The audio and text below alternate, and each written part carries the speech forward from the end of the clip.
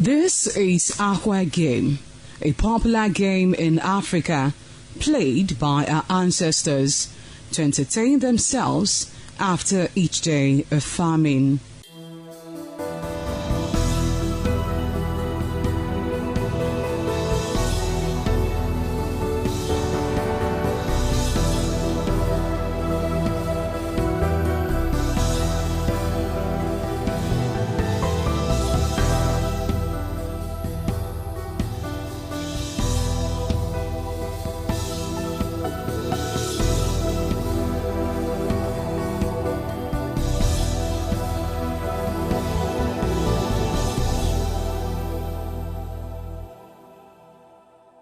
It is also relevant in our coronation in Africa. It is a sport and indeed very interesting, as every seed had a role in the game.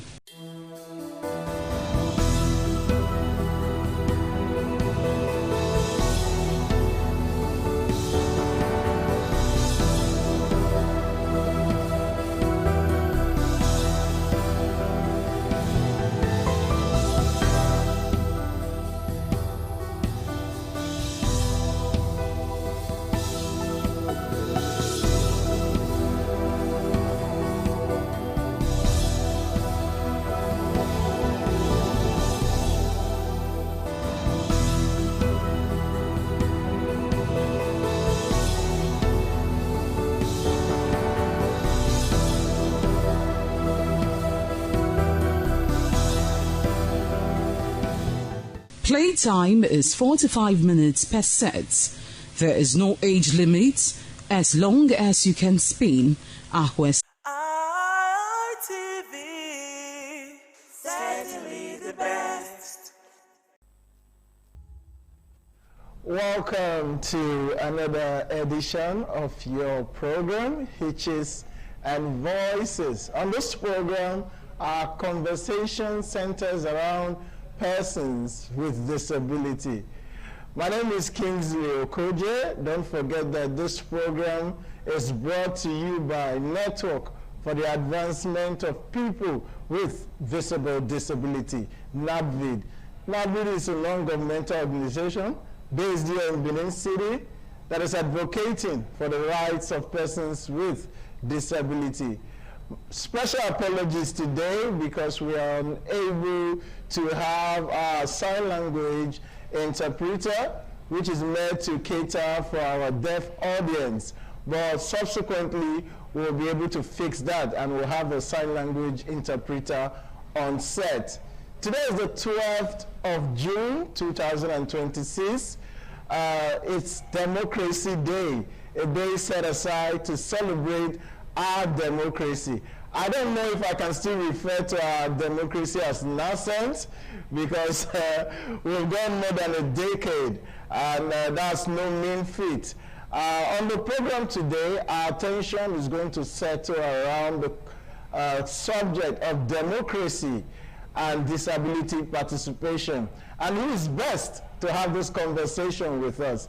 We have with me in the studio a very revered and highly distinguished personality, Melody Omosa Esquire, one who has cast a niche for himself, not only in the disability community, but in our nation. I'll call him a national treasure because he's behind the conceptualization of the Braille Ballot Guide, a voting material that is meant to aid voting for the visually impaired. So you can understand why I call him a national treasure. Barrister Omosa, welcome to Hitches and Voices. Thank you very much. Always a delight when I have the opportunity to be with our audience and viewers. Welcome. I'd like to say a big thank you to our audience who are following on radio, and those of you who have taken out time to follow us on television as well. A big shout out to the management of ITV for walking the talk when it comes to disability inclusion. They have made Hitches and Voices a household name in Edo State by ensuring that this program comes to you live on television and on radio simultaneously. But back to the subject. Today we are talking democracy. Like I said, I don't know if I can refer to our nation's democracy as nascent. I would like to have your overview on this. What's your take on Nigeria democracy? Do you think it has properly evolved? Do you think our democracy can rank among celebrated democracy in other climes? All right, thank you so very much. Thank you, viewers and listeners, for joining us again on Hitches and Voices. 29th May 2026, our democracy became 27 years, and that in an economy that is stable in developed societies. If when things go according to plan, a man or a woman that is 27 years is already a father or a mother, have graduated, has started living their life. So by no stretch of imagination should our democracy again be referred to as nascent. 27 years down the line. He's a grown man. He's a fully grown man. And I'm happy that today, of course, that leads me back. Chief Anthony Inahoro was said to have moved for the independence of Nigeria in 1959 at the Western House of Region, the Western House. Then, when he was but 26 years. So when juxtaposed against our democracy, the Fourth Republic, that is already 27, you agree with me readily that it is not a baby anymore. But it's a long way. But of course, when juxtaposed with other democracies, United States, France, and all that, well, we are still a very long way away. But we're talking about June 12th, the 12th of June, and I'm sure many of these present, the Gen Z generation, they call them, except they do a little bit of history, may not have known why June 12th. But unfortunately, history has been taken away from our curriculum. Very unfortunately.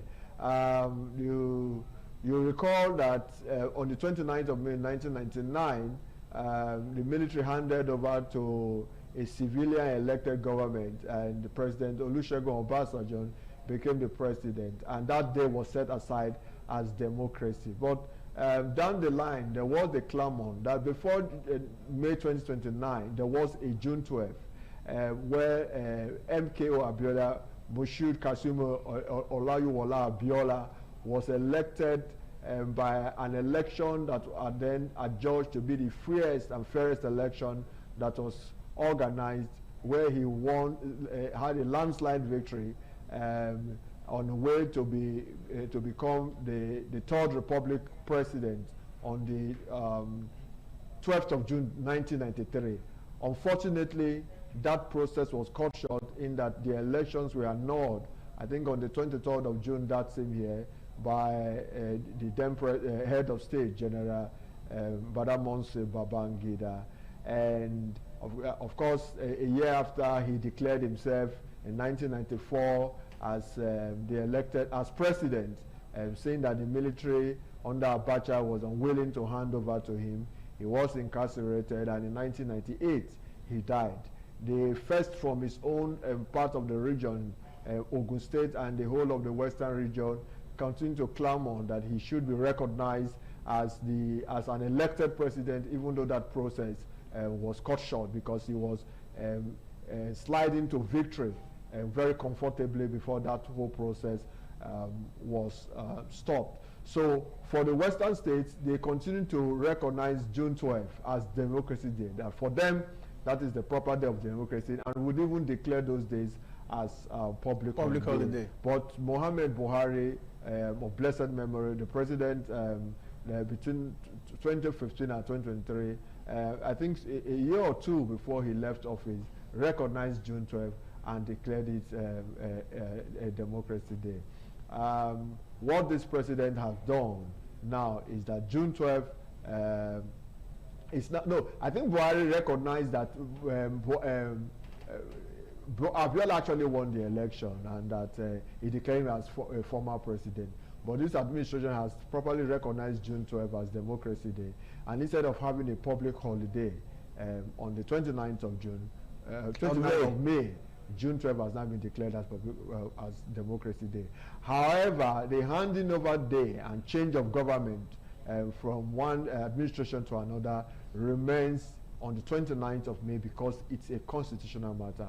But my take would be that the National Assembly should allow this to reflect, it is popularly accepted, to move our Democracy Day by 13 days from May 29th to June 12th. Not, however, this administration or parent elected president and National Assembly, state governors and state houses assembly benefiting from it. But this administration can do that so that whosoever is elected next will know that the taking over date and handing over date will not be on June 12th. No need to recognize May 29th and also recognize June 12th simultaneously as Democracy Day. So that's the brief history of what has happened. So Nigeria is no longer, we are a grown adult, and we should be seeing some features of an adult who is actually growing and in charge. All right, you said something very stunning, that a 26 years old Aunty Onaru moved for the independence of Nigeria. Yes. And I'm wondering where our current 26 years old, where they are now. I'm sure they are out there hustling for jobs, trying to get themselves one employment or the other. Meanwhile, years ago, a young Anthony Enaro had the opportunity to be in an assembly where he could move that motion. One would have expected that we would have evolved to a point where we have younger people in position of authority to impact governance. But like you said, a 27-year-old child is a grown man, and there are certain things expected of him. And we are hoping that we'll continue to mature. But let's come back to disability participation now. There's the issue of democratic inclusion. Do you think our democracy as it stands today is more inclusive of persons with disability? And what does democratic inclusion looks like? All right, thank you very much. In democracy, we say there's always a social contract between the government and the people.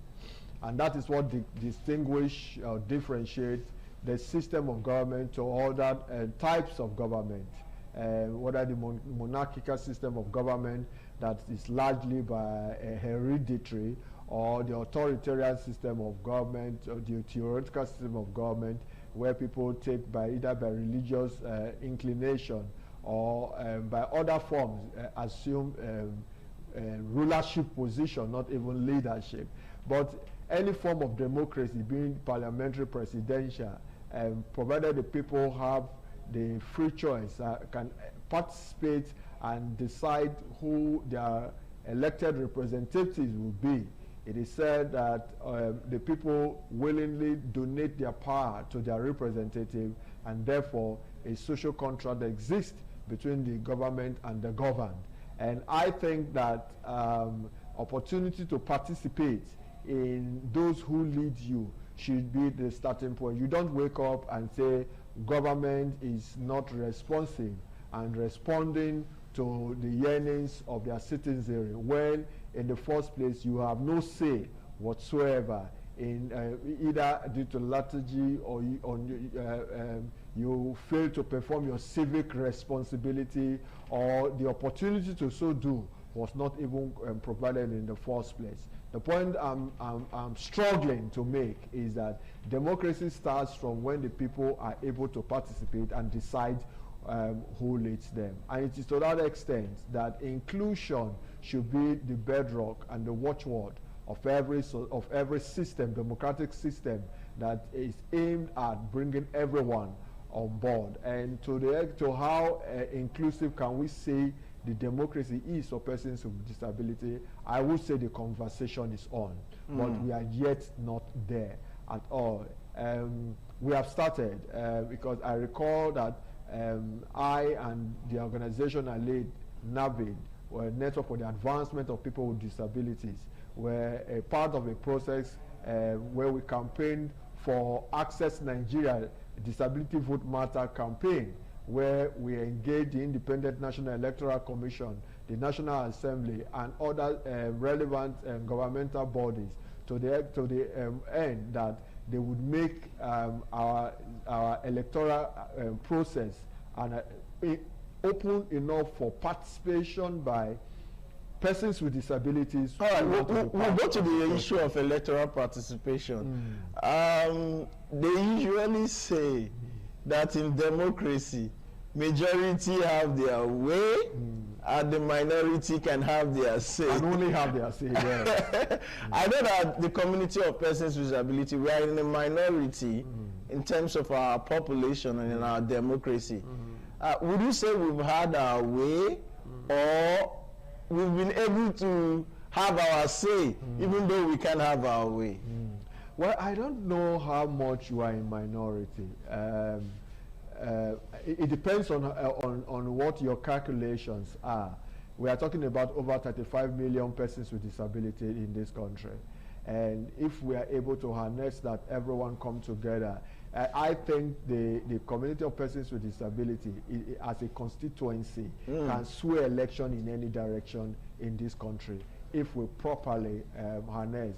By what margin? What was the participation of the vote in the 2023 election between the candidate? We had a little over 25 million people participating in that election, and so I wouldn't really say that we have as a constituency that we are in the minority. Of course, if in any case we say that we are the largest minority, that is how we like to brand ourselves. But of course, we know that we are not a political party, and so we belong everywhere. But the point will be that when it comes to advocacy for inclusion of this demography, the women group, for instance, and started long before, even the youth. Certain things were considered for the women and the youth group that we still yet do not have as a constituent. All right, we'll stay on that subject, but we'll go on a quick break now. When we come back, our conversation continue with the Executive Director, NAVID, Melody Omosa. Let's go on a quick break, and we'll be right back. It's still Hitches and Voices on Independent Television and Radio. My name is Kingsley Okoje, and our subject for discuss today is democracy and disability participation. And before we went on that break, my guest disagreed with me that the community of persons with disability, we are not in the minority. Nigeria has a population of over 200 million, and it is estimated that the disability population in Nigeria is well over 30 million. So that is not a minority, or we'll call it the largest minority, like you said. Let's go to the issue of electoral participation. INEC at a time talked about inclusion. It was a big issue within our electoral conversation. But I recall in the last election, it seemed to me, my personal opinion, judging from what I heard from other persons with disability who were in the field, that INEC seemed to have relaxed in terms of their commitment to disability participation in the electoral process. Where I voted, for instance, there were no Braille ballot guide, not just for me, for other persons with disability who were there. People complained that there were no instructional materials for the deaf. Elections were held in places where wheelchair could not access. So a lot of persons on wheelchair would rather stay at home rather than suffer themselves to go to a polling unit that is not accessible. So when it comes to participating in the electoral process, either as voters, let's even stay with voting. What's your take? Where are we on that? All right, thank you very much. Like I said, there was this campaign where we tried to deepen inclusion in our electoral process with INEC, and we very well believe that engaging was the way to go. So we did not only advocate, but we were actually on ground to prefer solution. That's where the Braille ballot guide you talked about was designed in the first place. First piloted in Osun State in 2018 gubernatorial election that held on the 18th of September 2018, and thereafter deployed nationally at the 2019 general election. One would have expected that there will be a progressive use and coverage in terms of distribution of the use of the Braille ballot guide. And Braille ballot guide is a system by which visually impaired and blind voters can access the ballot independently and be able to vote for candidates and parties of their choice. Like I mentioned, used nationally in 2019. After then, we continue to engage INEC to find out how we were progressing. Since then, in every election, we have always monitored. I have always been on the field to see the inclusion and the deployment of materials for the blind, the hearing impaired, even those with albinism, the provision of magnifying glasses for them to use. And what I see is that, like you noted, INEC the momentum seemed to have dropped. I wouldn't know what happened. I recall that not only did we provide this guide, these materials, assistive materials for INEC, we also embarked on collecting data to know where voters with disabilities, the polling units, they vote, so that with that record, INEC can deploy materials made for the individual voters to use depending on the disability type.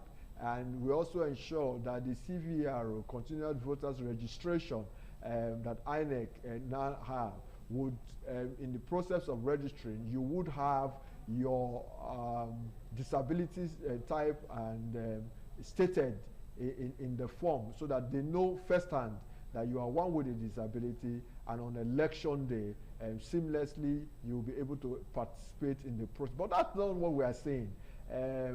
INEC has always had this logistic problem. And I think that for a group of persons with disabilities, for that matter, it should not be much a problem, even though nationally they do have their challenge. But I would say that from what I monitored in the last election, I'm not impressed at the pace INEC is going. I think that yes, it's fine that we had those problems 2018 when it was piloted, 2019 it was it was used nationally, and given the obstacles the election, if in the obstacles the election, organizing the election for a state like Edo, Ondo and all that, you cannot successfully deploy these materials for the persons with disabilities to participate in the system. I wonder what happens in general elections. I mean, like you said, this is a 27 years democracy. And one would expect that at this stage, disability participation in elections should be a given.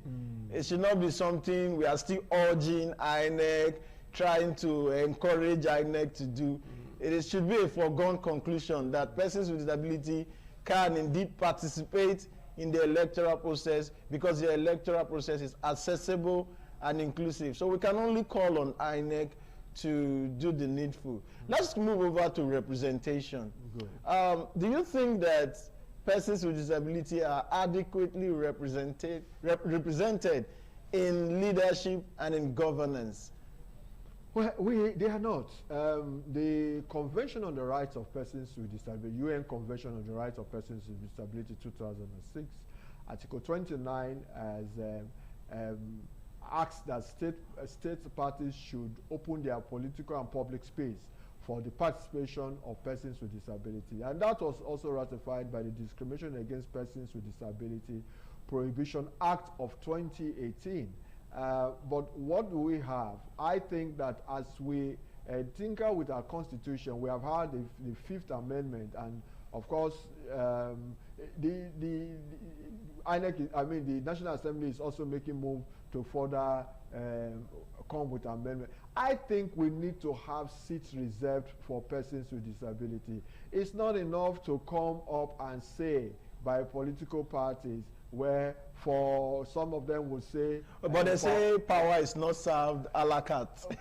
Well, we are talking about representation. Of course, of course. Government must be seen to be protective of the weakest, of the minority, of the vulnerable. And a minimum standard.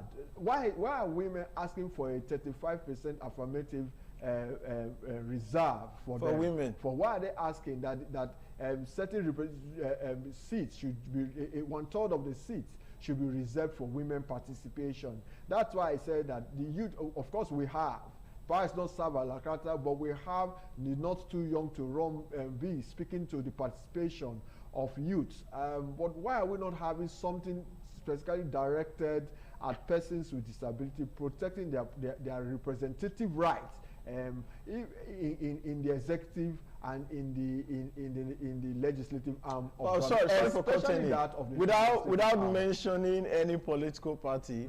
I heard over the news that a particular political party has mentioned that as part of their policy, women and persons with disability who want to contest under their platform will be given their expression of interest free at a very minimal discount. I say that is tokenism. that is just, that's playing to the gallery.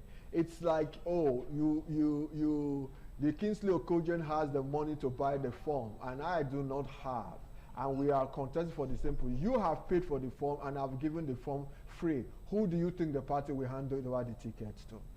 The one that did not pay to contest and the one that paid for it. Until they make such persons their candidate to say, okay, we have reserved because this person have indicated interest, this party is presenting this person to run for that seat, then there's no guarantee. And even where parties are willing to do that, what is the assurance that other parties will follow suit? So I think the way to go is to have our constitution amended, to have a represent, and it is done in all democracies.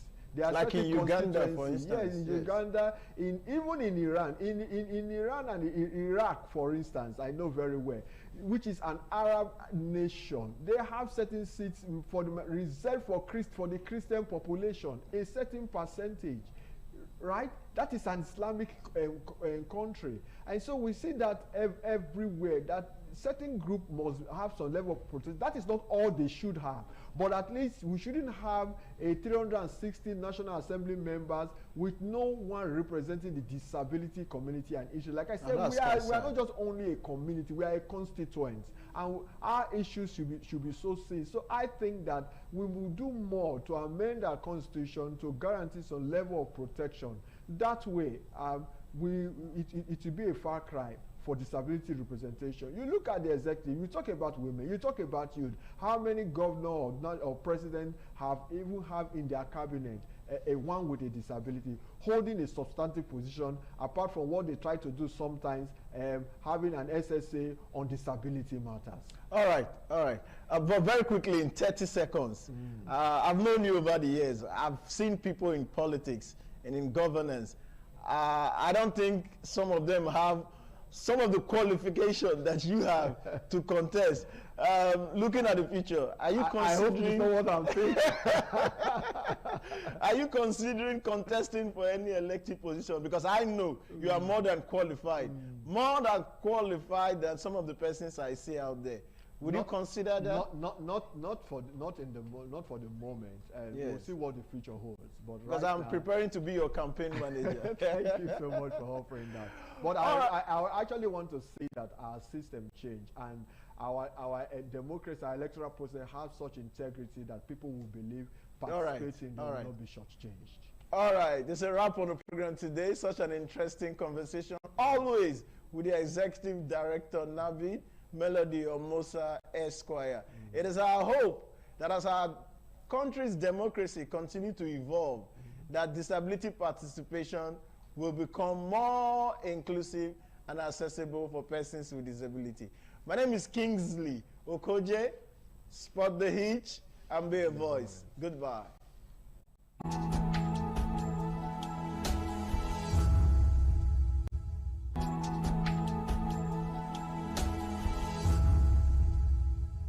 RTV, certainly the best.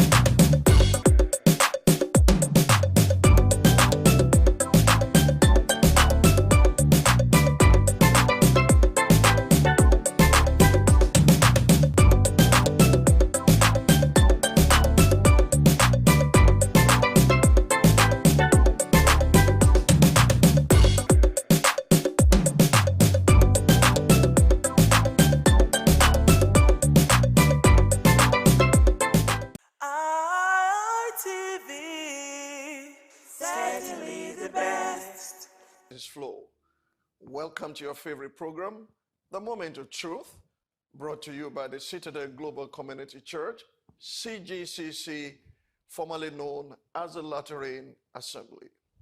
Today, all across the world, there are rumblings. Nations are plagued by perplexing situations. Societies are drowning in unprecedented upheavals. Cities are grappling with complex problems. Families are overwhelmed by seemingly insurmountable challenges, while multitudes in the valley of decision and people are in dire need of hope. At the same time, there is a stirring in the hearts of those who know their God and are said to do exploits, those who understand the times and the seasons and know what their nation ought to do, those with a compelling call to respond to the mandate of God in this decade. Brothers and sisters, this decade is a decade like no other. It's a decade of the designated favor of God upon his people. To accurately position ourselves for this current move of God and to be adequately equipped for the call of the hour, we must shape the decade by the word of God, which is why I'm so glad to welcome you to the moment of truth, a life-transforming time in the presence of God and under the influence and power of the Holy Spirit, as well as the word of God. So invite your family, neighbors, and friends as you sit back, relax, and receive the engrafted word of God, which is able to save your soul. People of God, in today's preparatory service, the first thing I would like you to know is that a prayer closet is a secret place.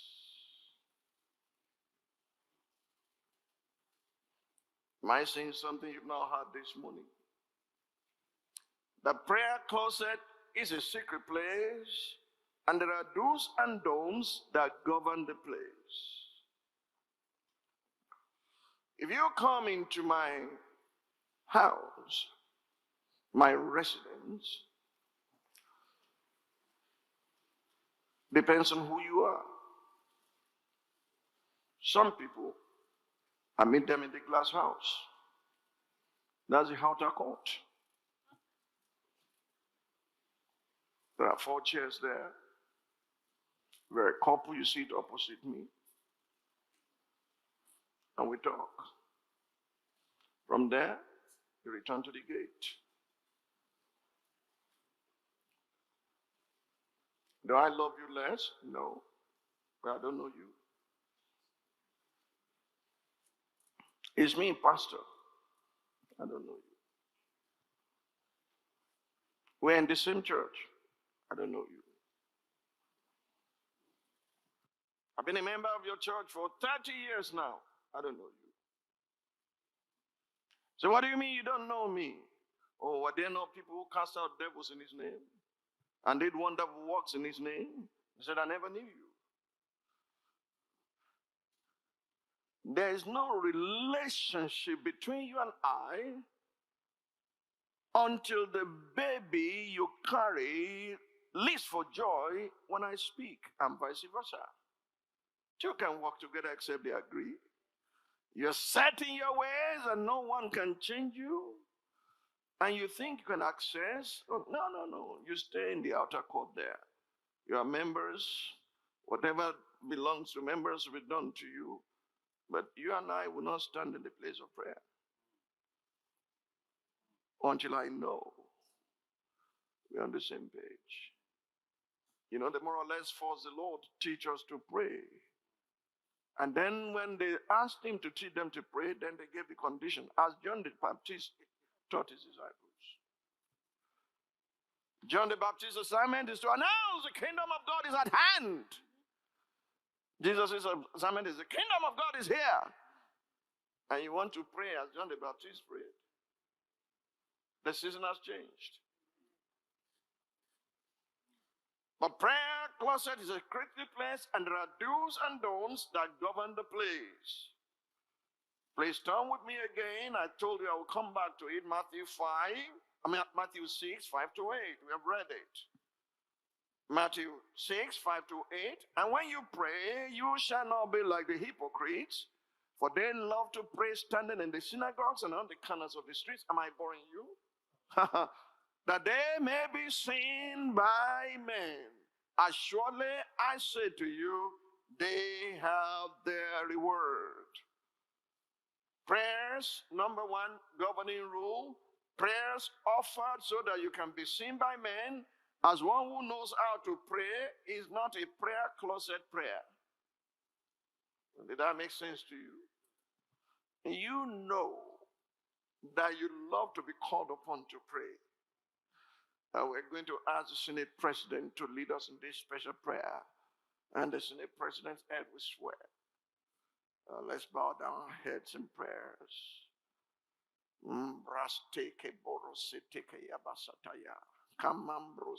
Do they understand what you are saying? He who prays in an unknown tongue is speaking mysteries to God. It's not for public show off. So I speak in tongues more than you all, but I will rather speak intelligible words that people can understand, or I become a barbarian to the one listening, and he will become a barbarian to me. That if you speak in tongues and cannot interpret it, shut up for now, and you can do so.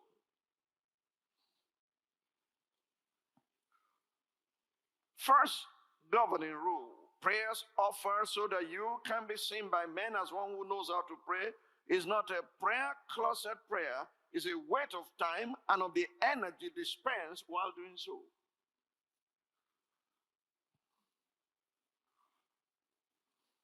Number two, vain repetitions in the place of prayer is also an exercise in futility. Vain repetitions do not only relate to the words you keep on bringing out like a parrot. It also relates to the prayer you prayed last year, this year, year before, next year, that you're still praying now. You think by repeating them, God will now say, yes, he's wearing me out. No, it's not the unjust judge. Number three, from your prayer closet, only prayers directed to your Father who sees in secret and who himself dwells in the secret place will produce an answer in the open. From your prayer closet, only prayers directed to who? Your Father who sees in secret and who himself dwells in the secret place will receive answers in the open. I thank you, Father, because you have answered me.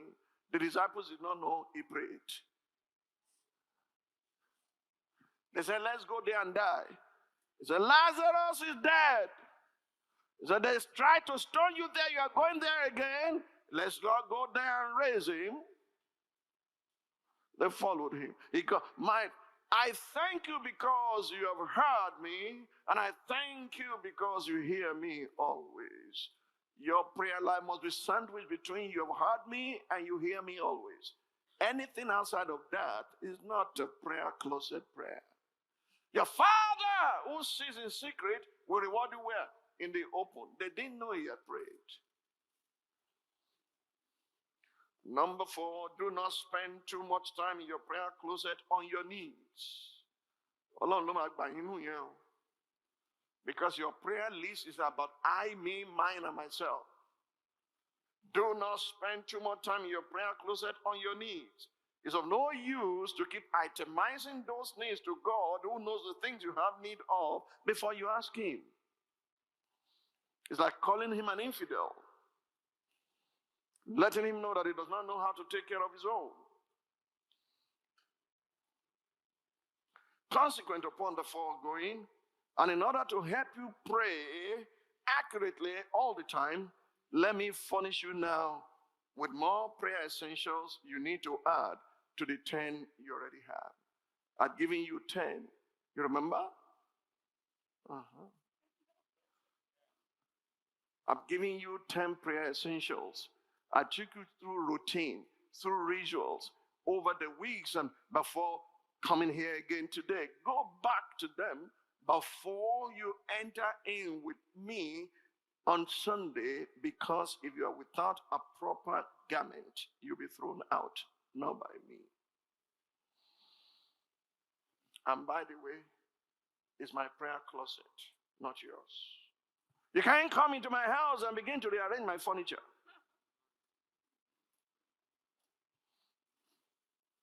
That's why you stay in the glass house and from there go to the gate.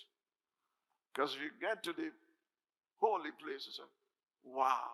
Pastor Bulletin, get down, chair.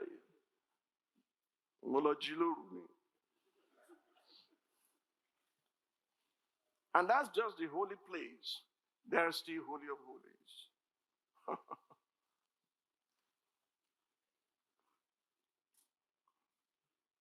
I remember I took two gentlemen into that private, very private living room and was seated there. And a senior advocate of Nigeria who had been in my house donkey times now came.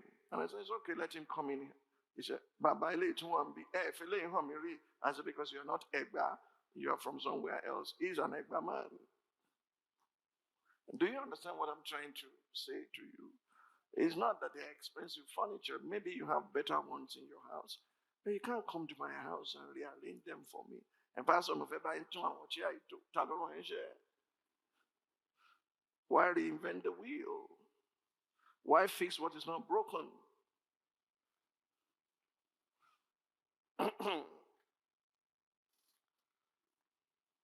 The 10th one that I gave you was ask and you shall receive. You remember? And I said, which class do you want to belong to? Those who are asking and asking and asking and asking, or before you ask, he will answer. While you're here speaking, he will hear. I'll give you two more prayer essentials, and we're going to take the remaining two from Matthew chapter 7, verse 7. When you call for prayers, people don't show up. But call for prosperity seminar, the hall will be packed full.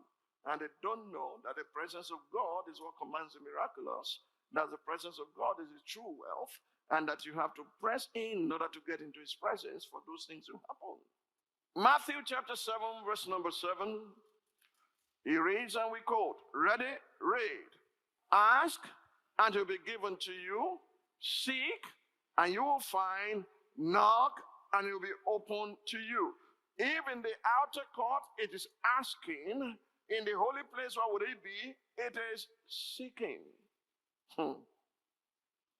I'm proceeding to the second and third today. God knows when I finish. I will not drag it more than necessary. And this will be essential, prayer essentials number 11 and 12. They'll be very useful to you inside our prayer closet. We are now at what? Seek and you shall find. Say that with me. So what happens if you have been seeking and not finding? Something is wrong. What is something wrong with? I can't hear you. I cannot hear you. Which means you have been seeking and not finding. Okay. If you are seeking and not finding, it's very important for you to pause and understand that it matters to God what you seek when you pray. Say that with me. It matters to God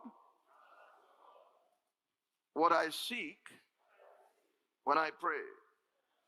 You're going to understand this is a very simple process. I'm not going to belabor the point or try to impress you with something, a new revelation. No. It matters to God what you seek when you pray. Because many of God's people engage in seeking God's hand, they don't seek his face.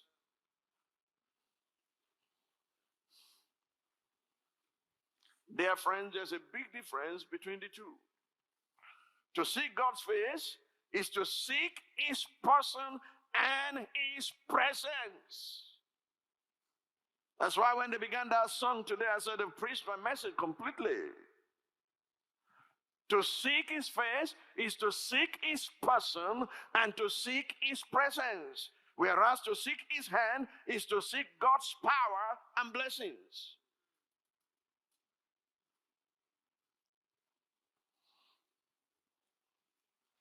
What then is the secret of receiving from God? The secret for receiving from God, every time you seek and find God's face, you will find his hand of power and blessings as well. That's the secret for receiving and for finding when you seek.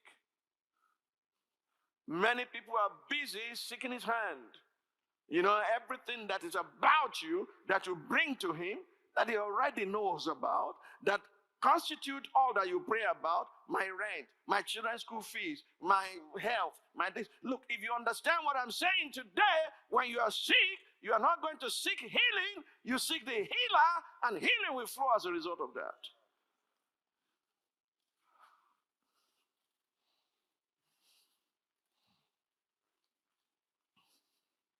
That's why sometimes when you're praying, I listen and I switch on or off.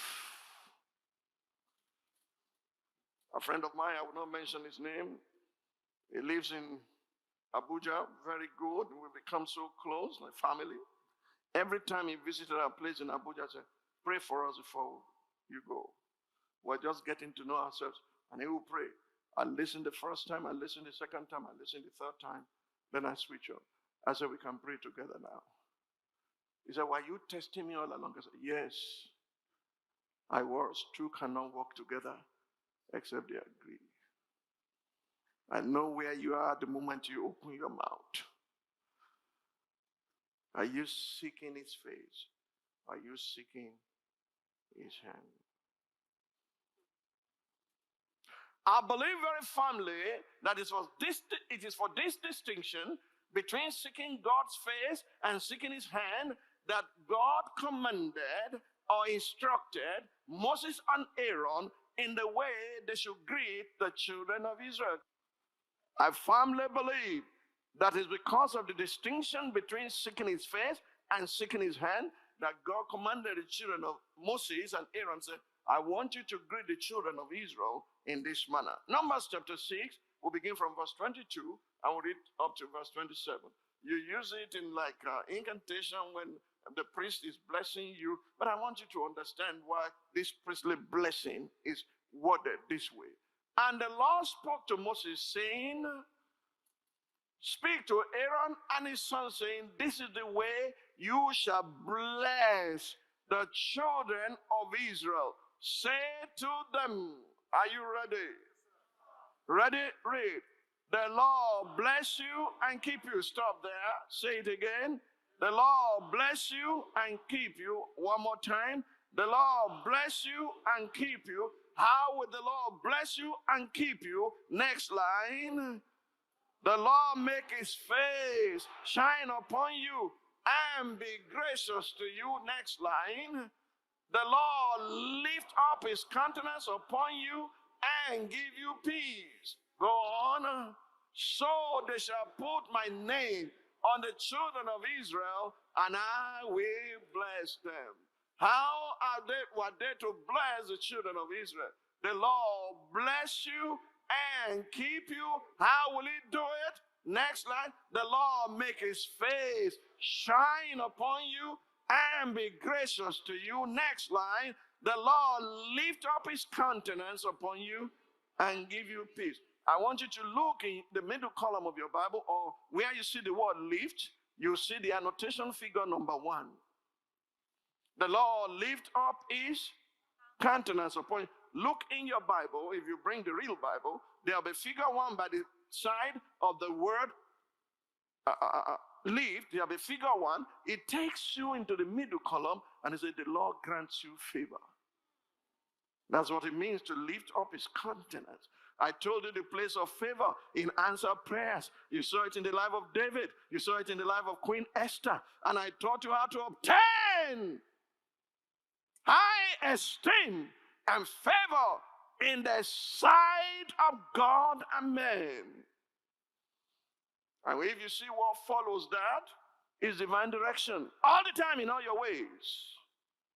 Give me Proverbs chapter 3. I'll repeat it again. Proverbs chapter number 3, verse 3 to 6. Am I wasting your time? Let no mercy and truth forsake you. Bind them around your neck. That's how to obtain favor. But let no mercy and truth forsake you. Bind them around your neck. Write them on the tablet of your heart.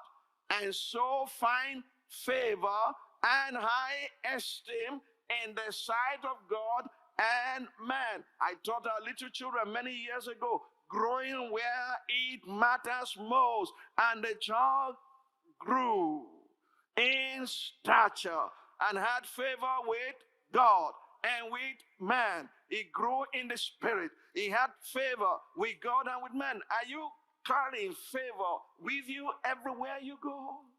Are you highly esteemed?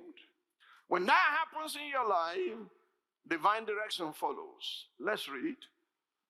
Continue. Trust in the Lord with all your heart and lean not on your own understanding. In all your ways, acknowledge him and he shall direct your path. The moment you put your trust in God and you let him know you are totally dependent upon him, the moment you wear mercy like a bag and truth becomes your operational guide, your GPS in life, you obtain high esteem and favor before God and man, and then God begins to direct your path. Divine direction is the key. When it tells you what to do every inch of the way, every second of the day, you suddenly become a celebrity. You sneeze, they catch cold. You say any word, they rush at you, paper upon paper, and then television upon television, and they will be discussing you everywhere. You, me, village boy, see what happened. Just minding my own business and doing my own thing.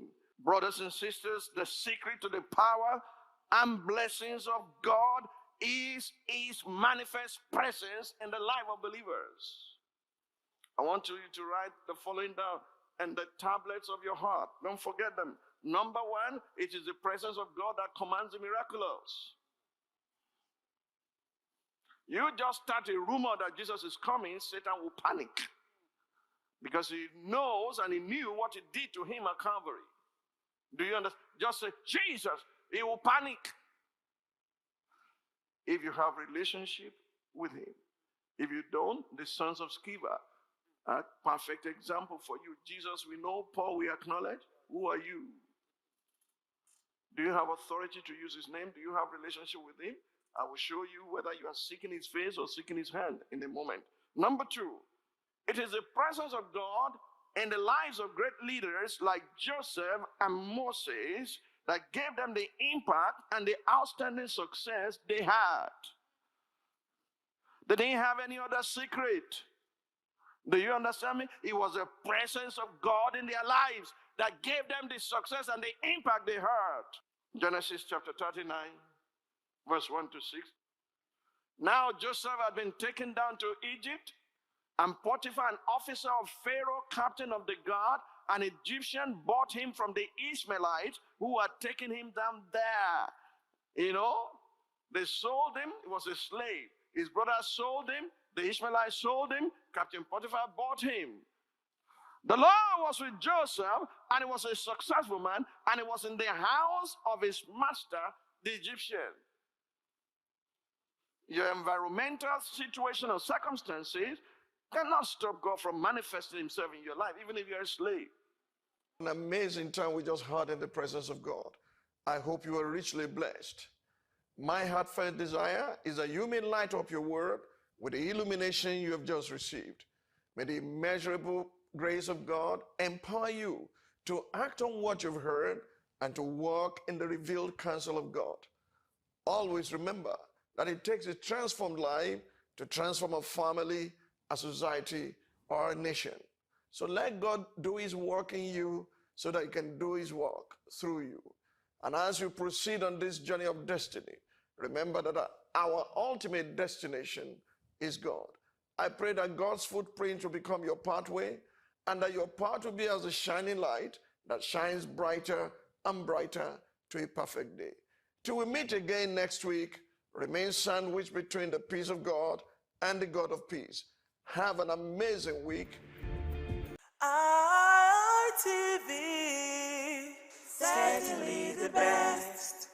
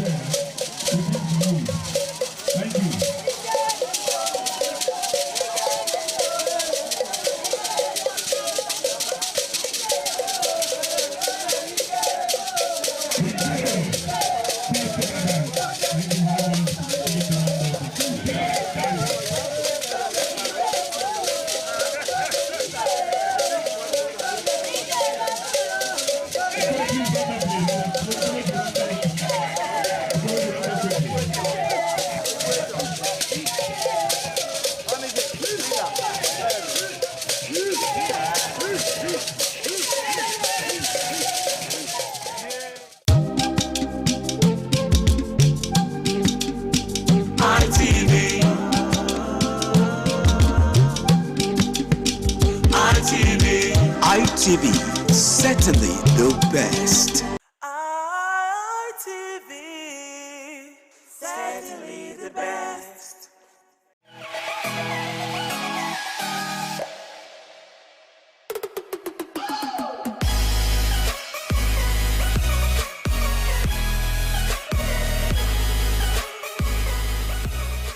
All right, distinguished ladies and gentlemen, it's another beautiful episode of your favorite Rendezvous for Guys on television, and I'm talking about the Guys Hangout Show on independent television, reaching you live from Benin City, Edo State, Southside Nigeria, West Side Africa. Now, for starters, the Guys Hangout Show is a very, very interesting show that teaches men to put themselves first in a society where nobody cares about the feelings of men. All right, so we encourage men to prioritize themselves. I believe that it's only when you invest in yourself that you can give out to those around you. After all, you can't give what you don't have. My name is Harry Agboje, and of course, it's my pleasure to have you join me on another beautiful episode of the show. Now, tonight, I've got two gentlemen with me. Of course, they've been with me before, and we're doing this again. And let me begin with the one that sits far away from me. All right? To my far left is someone that is really passionate about everything that concerns guys. Okay, he goes by the name of Osas Zabi. Yeah, yeah, thank you. It's great to be here again today. And it's great to have you. Yeah, thanks. All right, and of course, seated next to Zabayo is someone else who is also very passionate about masculinity. He goes by the name of Benedict Ochagu.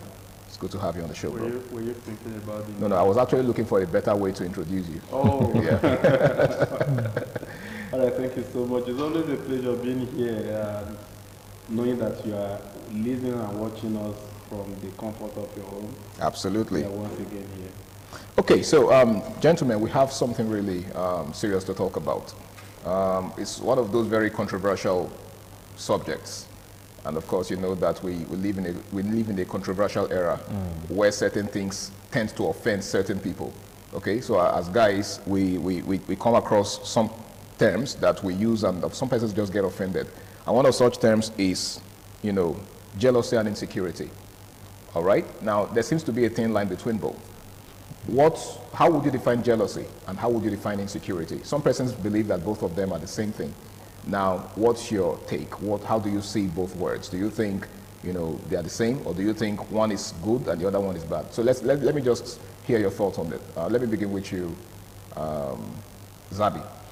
Yeah, okay.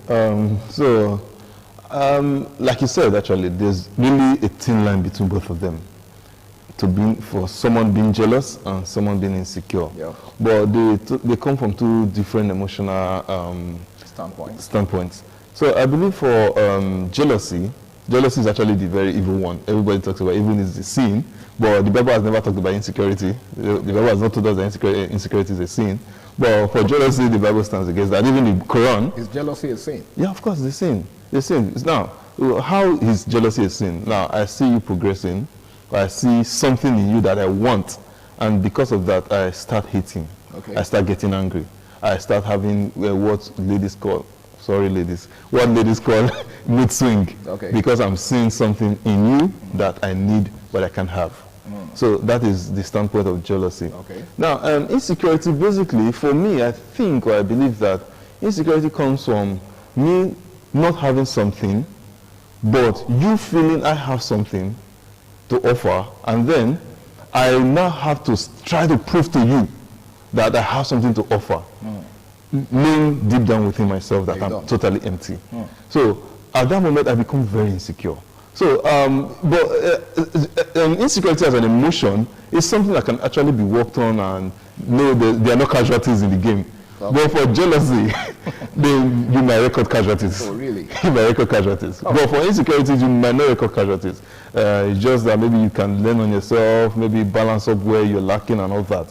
But for jealousy, there most likely will be casualties. When I make casualty, someone might definitely get hurt, or you might want to go into any means to make sure that. I think we're having a discussion backstage about a particular firm where most persons are fighting themselves and all that. Okay. This stems from jealousy, not insecurity. Not insecurity. You understand? So jealousy is the bad one, not insecurity. Exactly. All right, that's how I want to put it. Okay. let me put that disclaimer. That's a fair way to put it. But let me hear what Benedict has to say. He just said that insecurity is not necessarily a bad thing, but jealousy is actually the destructive one. What's your take on that? I don't agree. Okay. The reason is, for me, first let me say that I think you have broadened the context of this discourse. Okay. I thought I don't know whether I'm the one that misread it. Okay. It was supposed to be about in the context of love, relationship, and all that. Yeah, of course, you could also do what you narrate to which is a nice thing to do. But again, like Zabi tried to talk about the fact that jealousy is the bad thing. No, for me, jealousy is not bad. What Zabi was explaining in his analysis is envy. Jealousy is not a bad thing. Even God is a jealous God. Yeah, I was going to make reference to how the Holy Book says that God, the Creator himself, is jealous. Yeah, there is jealousy is not a bad thing, but again, in grammatical context, some people seem to use interwove envy and jealousy. I think it's the same thing that people do to the word pride. When you say someone is proud, you could be proud in a good way. Like I'm proud of who I am. I'm proud of my accomplishments. But proud could also mean arrogance. Right? So I guess that's the same thing that applies to. So in context, for me, jealousy, if it is for romance, jealousy is not totally a bad thing. Okay. Because when you love, there will be elements of jealousy triggered in you. No matter how much you try to say, me, I don't care. If another man wants to have her, the man should have her. There must be something triggered in you. That is an offshoot of love. Okay, so that's healthy. That's healthy. But when it is taken beyond the boundary of relevance into insecurity, like he was trying to say, tends to be a function of an inner defect. And so we cannot excuse it. And what inner defect are we talking about? Could it be inner defect of emptiness, self-esteem? like he talked about emptiness and low self-esteem.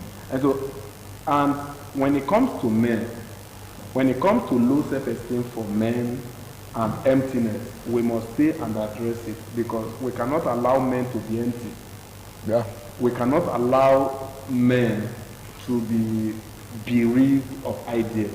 And so because of the position, the sacrosanct nature or the sacrosanct position that men occupy, because of how important the position of men in society are, I will always advocate that men deal with the problem of insecurity. Because what breeds witchcraft sometimes is insecurity. It may seem to be an innocent word, but if it is unbridled, it can lead to a whole lot of other things. Damage. Like Zabi was trying to say that it can be managed, which is the correct thing. Every man has an element of insecurity in him. You can't pretend about that. But if you have also the ability to manage it and put it under control, means that you have something beyond the insecurity itself. It means there's an element in you that is more powerful than insecurity. But if you are stuck with insecurity alone, that's a big problem. Okay. Right? So that is what we are trying to say, that love comes with a portion of jealousy. But insecurity with men, especially when it comes to do with a general workplace, can lead to so many things. For me, I want to say that instead of being insecure, work on yourself. Grow. Okay. When you grow, you will now find out that the next person is not your problem. That your problem was actually lack of growth. Okay. If Zabi is trying to do certain things, the reason why I will be feeling insecure when Zabi comes around to do his thing is that there is no value currency that I can also bring that will make me relevant around Zabi. So you feel threatened by his presence? I feel threatened by what he's doing. But if I have value currency, and then he's shining his shine, and I'm shining my own shine, then that self-esteem narrative will be, gradually it will erode away, and will become better off, we will become partners and not just competitors. Yeah. All right. So can I quickly let me strike on a part, because I believe that's where most of us want to really miss it. Okay. We believe that anything that has God in it is good. When the Bible says God is a jealous God, that doesn't make jealousy good. Because what happens to the people, if you now read it completely, what happens to the people that defect? The Bible tells you what happened to them, right? Okay. So that shows you that jealousy is bad.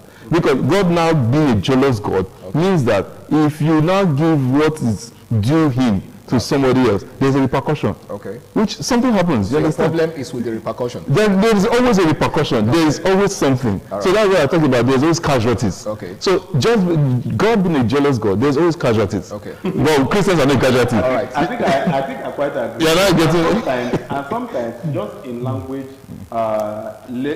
lexical context. Yeah. Sometimes the Bible was interpreted from the Hebrew and Greek. Okay. Sometimes the right word may not even be jealousy. You see. You understand? But okay, we are not here for Bible study. All right. In case you're just joining us, it is the Guys Hangout Show on independent television, and the topic for tonight is jealousy versus insecurity. Now, you just said, Zabi, that wherever there's jealousy, there is likely going to be casualties, right? Yeah. Okay. Now, I would like to ask you this. What would you rather have? A woman who's not jealous, a woman who doesn't quite care what you do with other women, or one who raises an eyebrow the moment she suspects that you're entertaining the advances of another woman? Okay. So, so I think we're bringing to the context of relationship right now. So, but for a relationship, I would always want to look at marriage, not dating. Okay. Because dating, anything can happen, anything goes. Nothing is cast. Nothing is cast. So I can just see your hairstyle and I'm done with you. I'm done with this relationship. You understand? Okay. But in marriages, there's nothing like I'm done with it. You're there. You're stuck here forever. You understand? So when it now comes to jealousy, then and insecurity in marriages, I believe that this majorly comes with the percentages are more from the feminine side than the male side. But whenever it comes from the male side, it's always very disastrous. Okay. That's where you see issues like wife beating and all that. But I believe that is actually unnecessary because before settling down with somebody, it depends on what you saw with the person. Now, if you saw, if for example, when you were dating, what attracted you to the person is what will attract everybody. Now, so I believe that's why most of the times guys are advised to go for ladies that have inner beauty. When we say inner beauty, actually, we don't really talk about beauty inside. We're just talking about some particular traits, some particular values and traits. Women who are less physically attractive. No, not that actually. Not that actually. I think I tried to play safe here.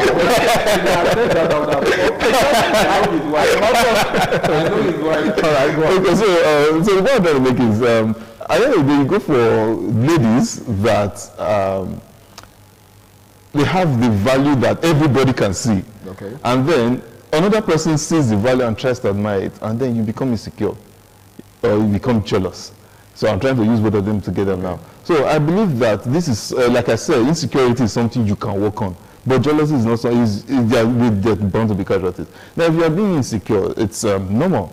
For example, I have a very curvy wife, and then she's working ahead of me, and I'm behind, and I'm seeing guys trying to like, wow. Definitely, what's going on here, you understand? Yeah. But that doesn't mean I'll not start getting angry with my woman.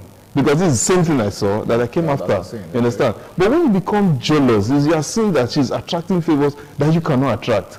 And then that devilish spirit of jealousy starts breeding in you. And when it starts breeding in you, you start taking actions, doing things you're not supposed to do. You start venturing into areas or angles you're not even supposed to look into. But for insecurity, it's bound to be there, definitely bound to be there, because you're seeing that, what's going on here, you understand that kind of thing. But jealousy, it's like I keep saying, is the actually bad one. And I believe we try as much as possible to just kill it or don't even venture towards there. But for insecurity, it's normal. Everybody has one particular area that they're insecure. I can go into, like I've told you, I can go into a gathering where everybody is discussing football. I become insecure there because I don't really know much about football. You understand? But I can go into a gathering where of like minds, and I will flourish. You understand? So the same thing. I'll be in a gathering flourishing, and then somebody is there, doesn't understand what's going on. I must be insecure. Like, what's going on? You understand? Right. So it's normal. So just to be clear, you're saying that there is nothing good about jealousy. There's nothing. Jealousy can't be healthy in any way. Never. I still stand by it. There's nothing. It doesn't build anything good. Benedict, let me get your thought on this. What are the subtle ways, right? The very infinitesimal ways that people exhibit traits of jealousy, not just in relationships, but in interpersonal dealings.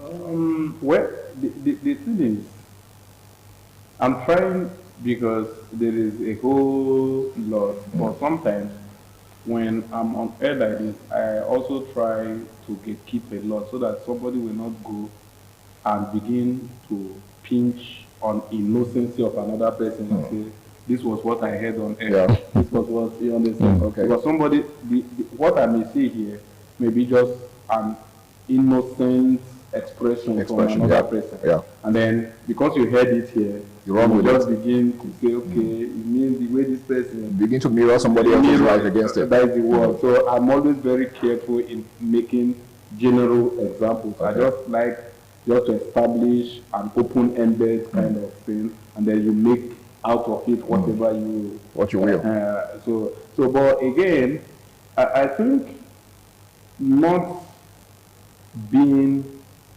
excited about somebody's success to the point where you want to do something to stop the person's success. That is one of the biggest ways.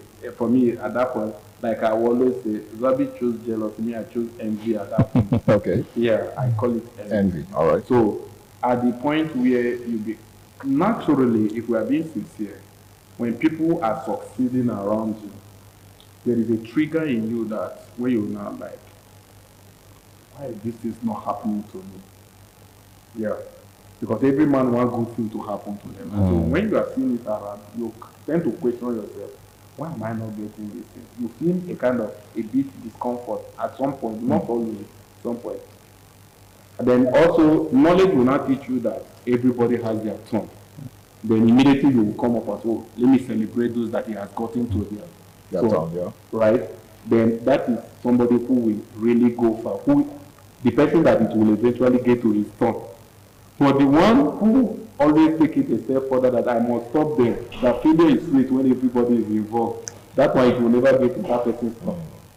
So I would like to restrict it there. I don't want to expand the analysis so that people will not begin to mirror people, like I said earlier, people's innocent expressions as, a kind of trait of jealousy or envy, whatever language you put. All right, thank you very much, Benedict. Now, Zabi, let's take a look at the role of social media in all of this.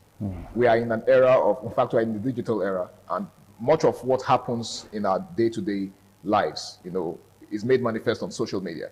So what influence do you think social media has on people and the way they express themselves vis-a-vis jealousy and the insecurity? Yeah, so I think in 2019, we had a discussion like this on radio, and I made reference to a point because I'm an added user of LinkedIn. And then you go on LinkedIn, you see somebody posting BSc at 18, MSc at 20, PhD at 25, and then you're looking at yourself like, where did I miss it? You understand? So this is for persons you don't know. But for your circle, you're seeing progress. You're seeing these guys achieving this, achieving that. Smashing goals. Smashing goals. So I think I'm going to use myself as an experience and then as an example, and then I just break it down with the experience. Now, instead of going to jealousy, like, I'm supposed to be having this, I'm supposed to be getting this, I think what I personally do, I study the process of how they get there. How they go there. Okay. So back then, I was working with a firm. I met top thinkers and big thinkers, and I started seeing how they're making progress. And would I say it's jealousy? No, definitely not jealousy, because I started going through the background to see how they made it and how they got it. Started doing my research, started going through their processes, the certifications they've done, the trainings they've gone through and all that. And I started taking myself through those trainings and the certifications. So I think that's what draws the thin line between jealousy and then realization, like, I want to be like this person now. Most persons will think, oh, you're jealous in the person, you want to, but no, I know there's a process. Okay. And then I can go through that. If this person can go through this process, I too can go through the same process and be like this person. All right. Yeah, so I think that's what draws the thin line. That's what actually casts the difference between being jealous and then being realistic. All right, thank you very much. Now, Benedict, what he just said borders more or paints a picture of laziness on the part of some persons. Okay, he took his time to study the people in question and figure out how they achieved their goals and all of that. Does that not give us the impression that some persons just don't have, should I say, the energy to follow through to get to the point where, the people that they are envious of, so to speak, went through? Do you think laziness has a thing to do with this? Yeah, it does. One thing is the laziness, the mental laziness, the laziness of the mind, the function in the thought process and mindset. For example, like he was trying to say that he saw some persons doing great things and then I find out, okay, what's the process?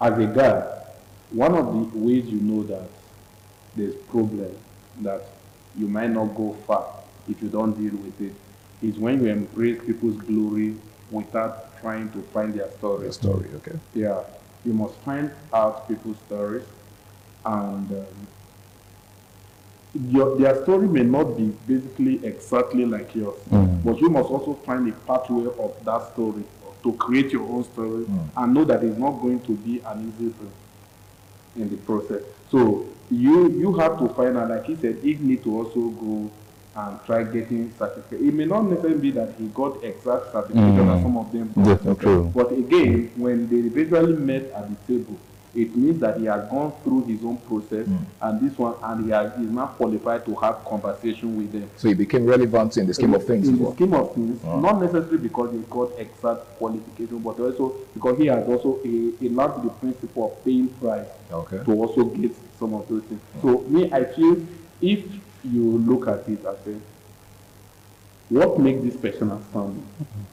Then you also need to find out your own strength. One of the things that breeds jealousy is that people want to be envious of people who are not even going their direction.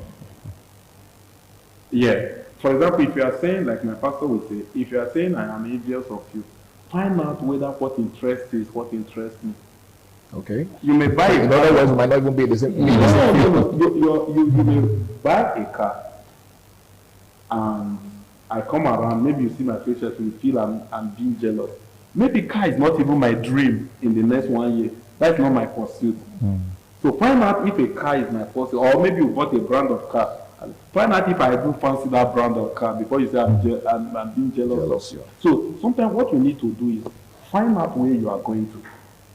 Find out, create a roadmap, and then look forward to becoming better.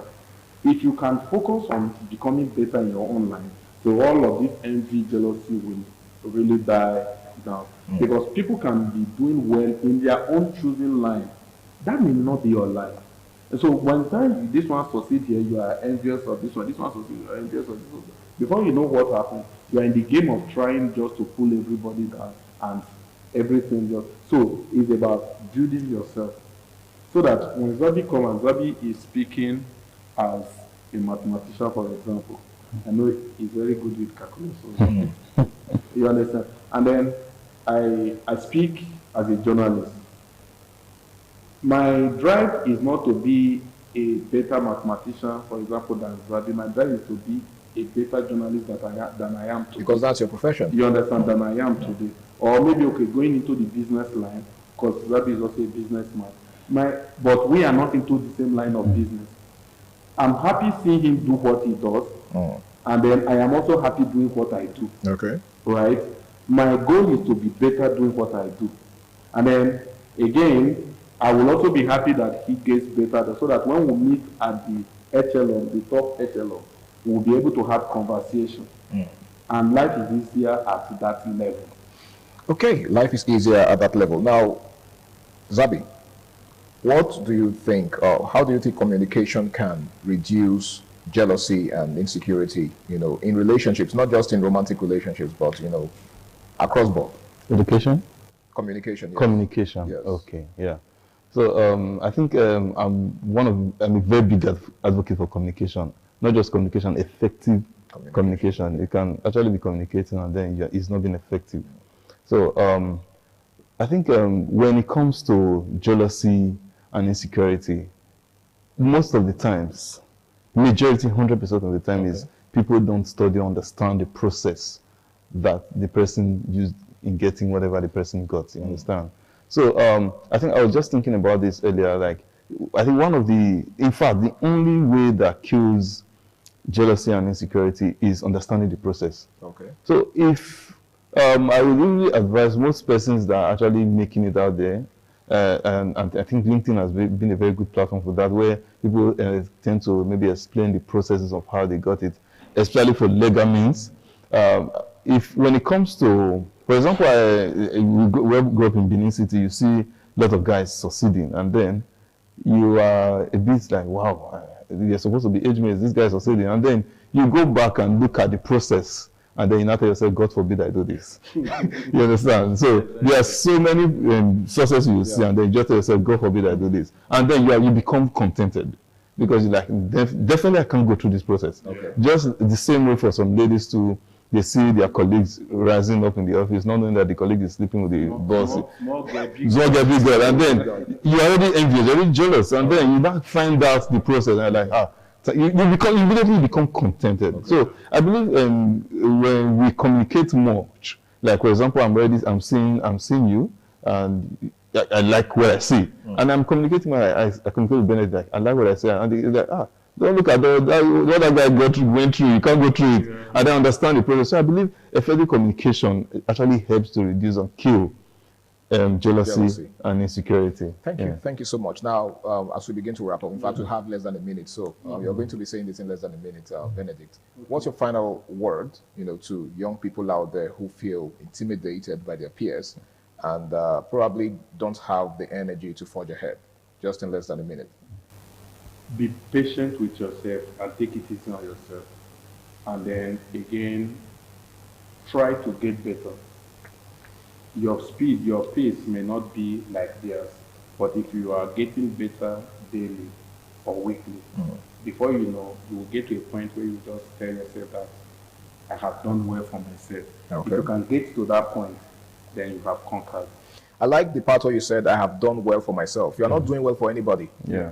At the end of the day, it's yourself you're doing it for. So that will help you to curb the spirit of jealousy and envy or insecurity. Okay? No, we are all going to succeed individually. The only thing that matters is what Benedict said, that we get to that point where we are all relevant on the same table, right? Not a situation where you think that other person's success is a threat to your own success, okay? We don't all have the same calendar. That other person is running in his own lane and you're running in your own lane. The most important thing is that we all succeed at the end of the day. And not just succeed, but succeed in the right way.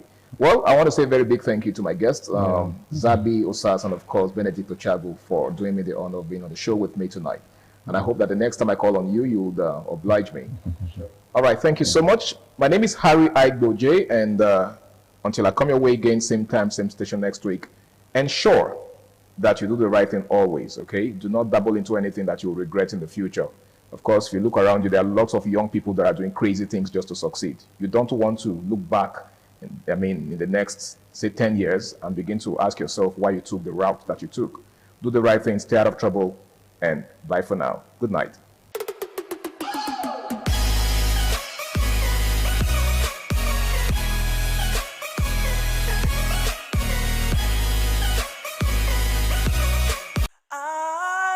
ITV, certainly the best.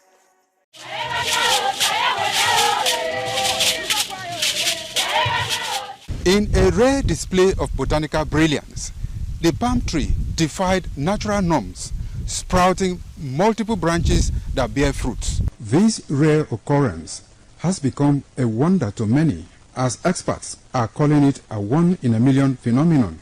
Could this multiple-headed marvel hold secrets to agricultural breakthroughs, or is it simply a freak accident of nature? An agronomist with Nigeria Institute for Oil Palm Research, NIFOR Benin. The strange palm tree also raises issues of a blend of science with human interest and cultural significance for maximum impact.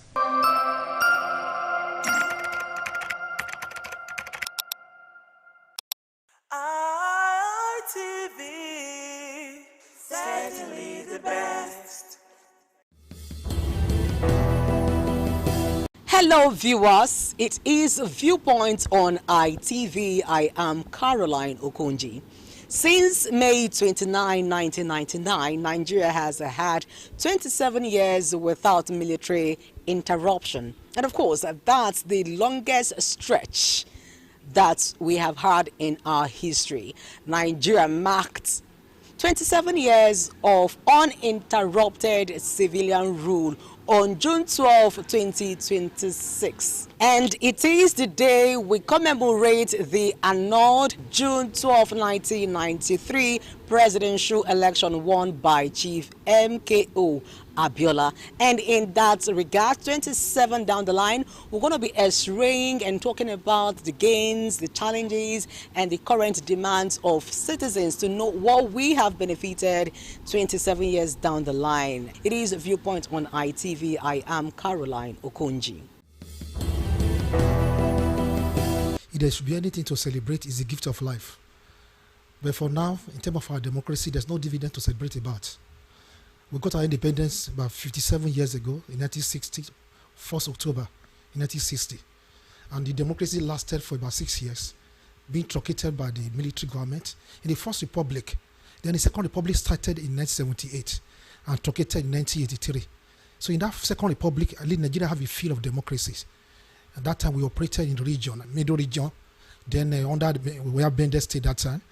Those parties, UPN and NPP, they have manifestos. The UPN being headed by Bruce Ali. And what are the first manifestos? Talking about free education, free healthcare, social welfare, and employment for everybody.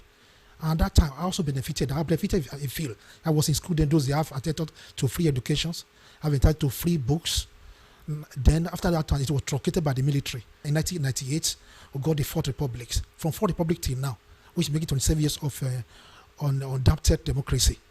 The people representing us are not representing the masses. The true democracies enthrone citizenship. You enthrone the office of citizenship. He gave us ownership. As of today, the 215 million Nigeria, we are not claiming ownership of Nigeria because the government is supposed to belong to the people, according to Abraham Lincoln. He said democracy is supposed to be the government of the people and for the people. If we must ask a question, even people that listen to me, is the democracy belong to you? Does the power enforce to you? We're supposed to employ the people. But in 1999, or this Fourth Republic, so the democratic system, people that represent us in each of the parties, do they have a manifesto? Go and check. Harry S. Truman, the president of America, also told you, say, how do you know a democracy that is working and the one that is not working? He said nobody can get rich in politics. He said when the society, when the wealthiest and the richer people in the societies are politicians, he said that society is fundamentally corrupt. It's not democracy. What can we say we have benefited in Edo State or in Nigeria? And you know, Setman was kidnapped at Airport Road, no security. What offense does he commit to be in Nigeria? In Nigeria, we're traveling for vacation in Kevel. They were deported, called green passport. Got a call from Tripoli. They say, all Nigeria must go because of our green passport. So number one, true democracy is and true citizenship, anywhere we go. But as of today, nothing to celebrate. And if I must give advice, any people that must come into the system, in those days for you to become a representative or candidate for any party, you must have something to offer, must be educated. But today, what can we say? Out of the 36 states in the country, how many governors can you say is representing actually the true color of the citizenship? Where your governance is never what the gate man that could be teaching your children. Go and find out the issue of Abu Saleh in his days. Nigeria, they benefited him. Go to the West, a lot of people feel them. When the government was toasted, do you see any Abu Saleh having the house? In present day, they go and see all people representing all the governors, even for the House of Senate. The bill they are passing to favor them, don't favor the citizens. So we need to advise our people. In 2027, actually, I'm still worried if the democracy can still work because the people that are in charge of the elections, who planted them, who mandated them, it's the same people. So I just pray that in 2027 we'll have a good democracy. But this 27 years of democracy, not to benefit. Not to benefit. Not to come to benefit. The only benefit we can benefit is the air we are breathing, which is given by God. All the political children that are university, the governance children that are university. What can you talk about? Primary health care.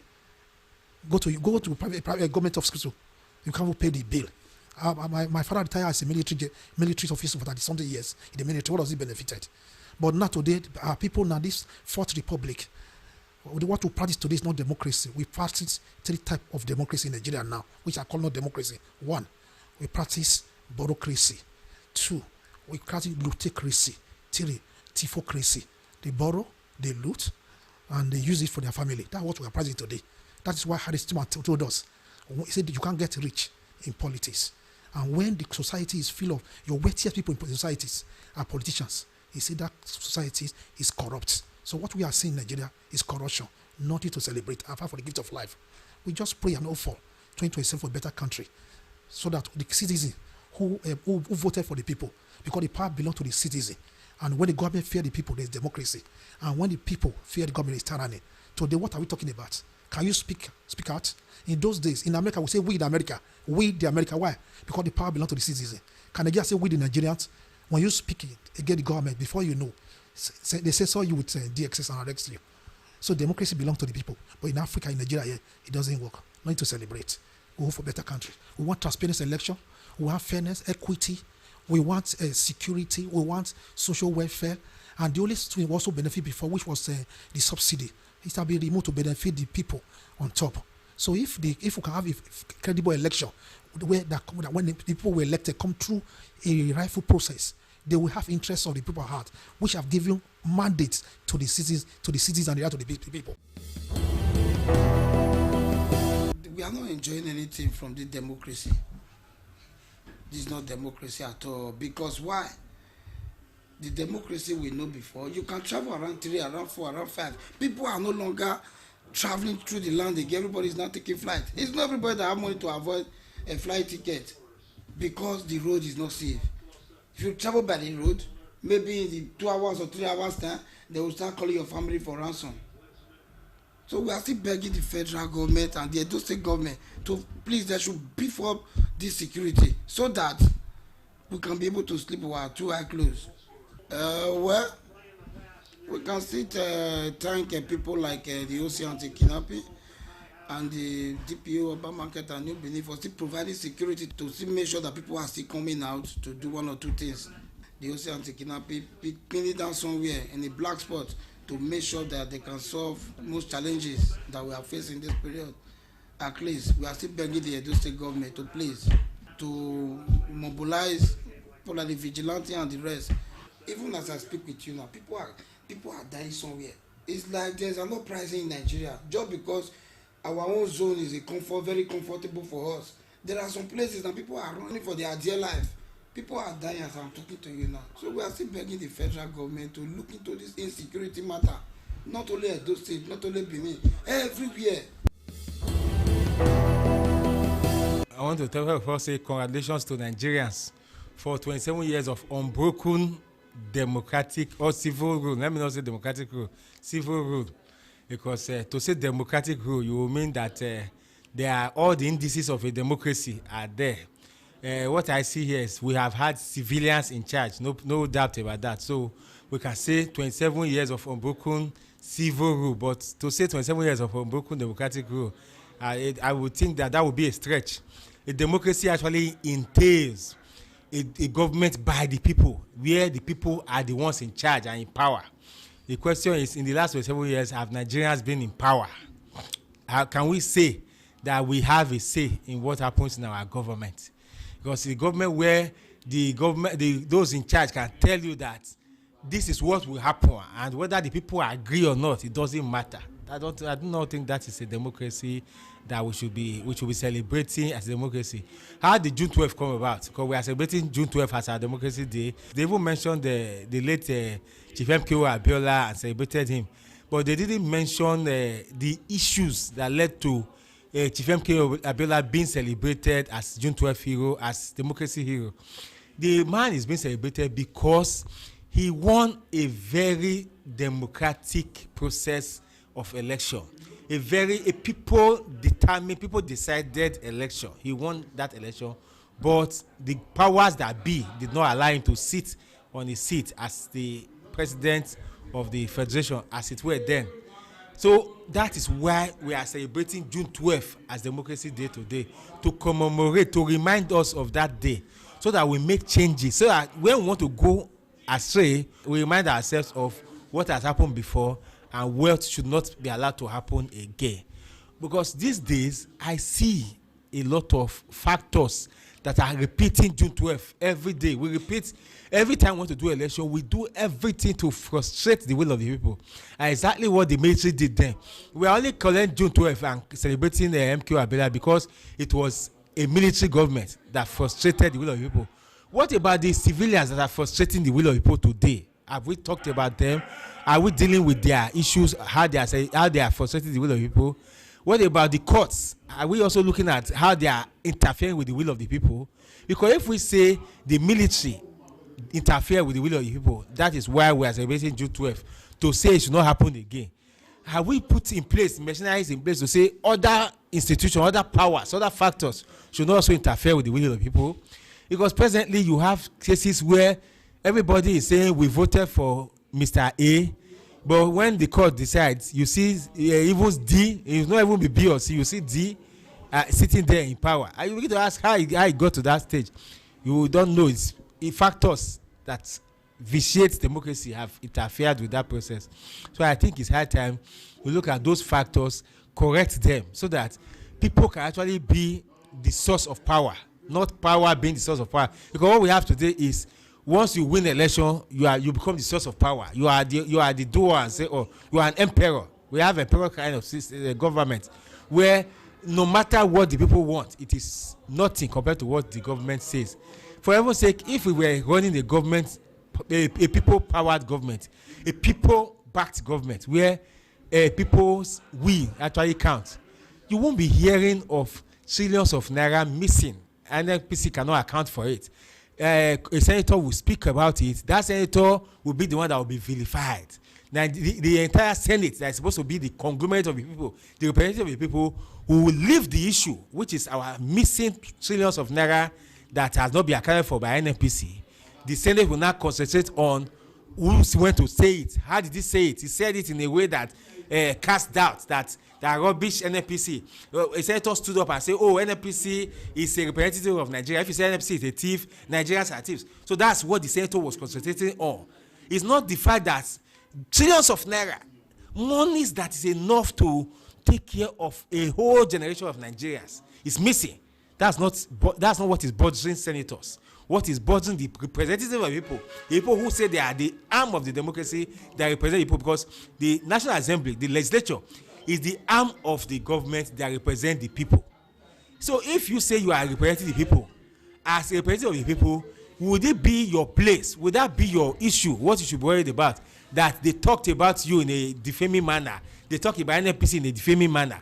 And for heaven's sake, if you steal money, you do not have character to be protected. So this attempt to, don't defame somebody's character.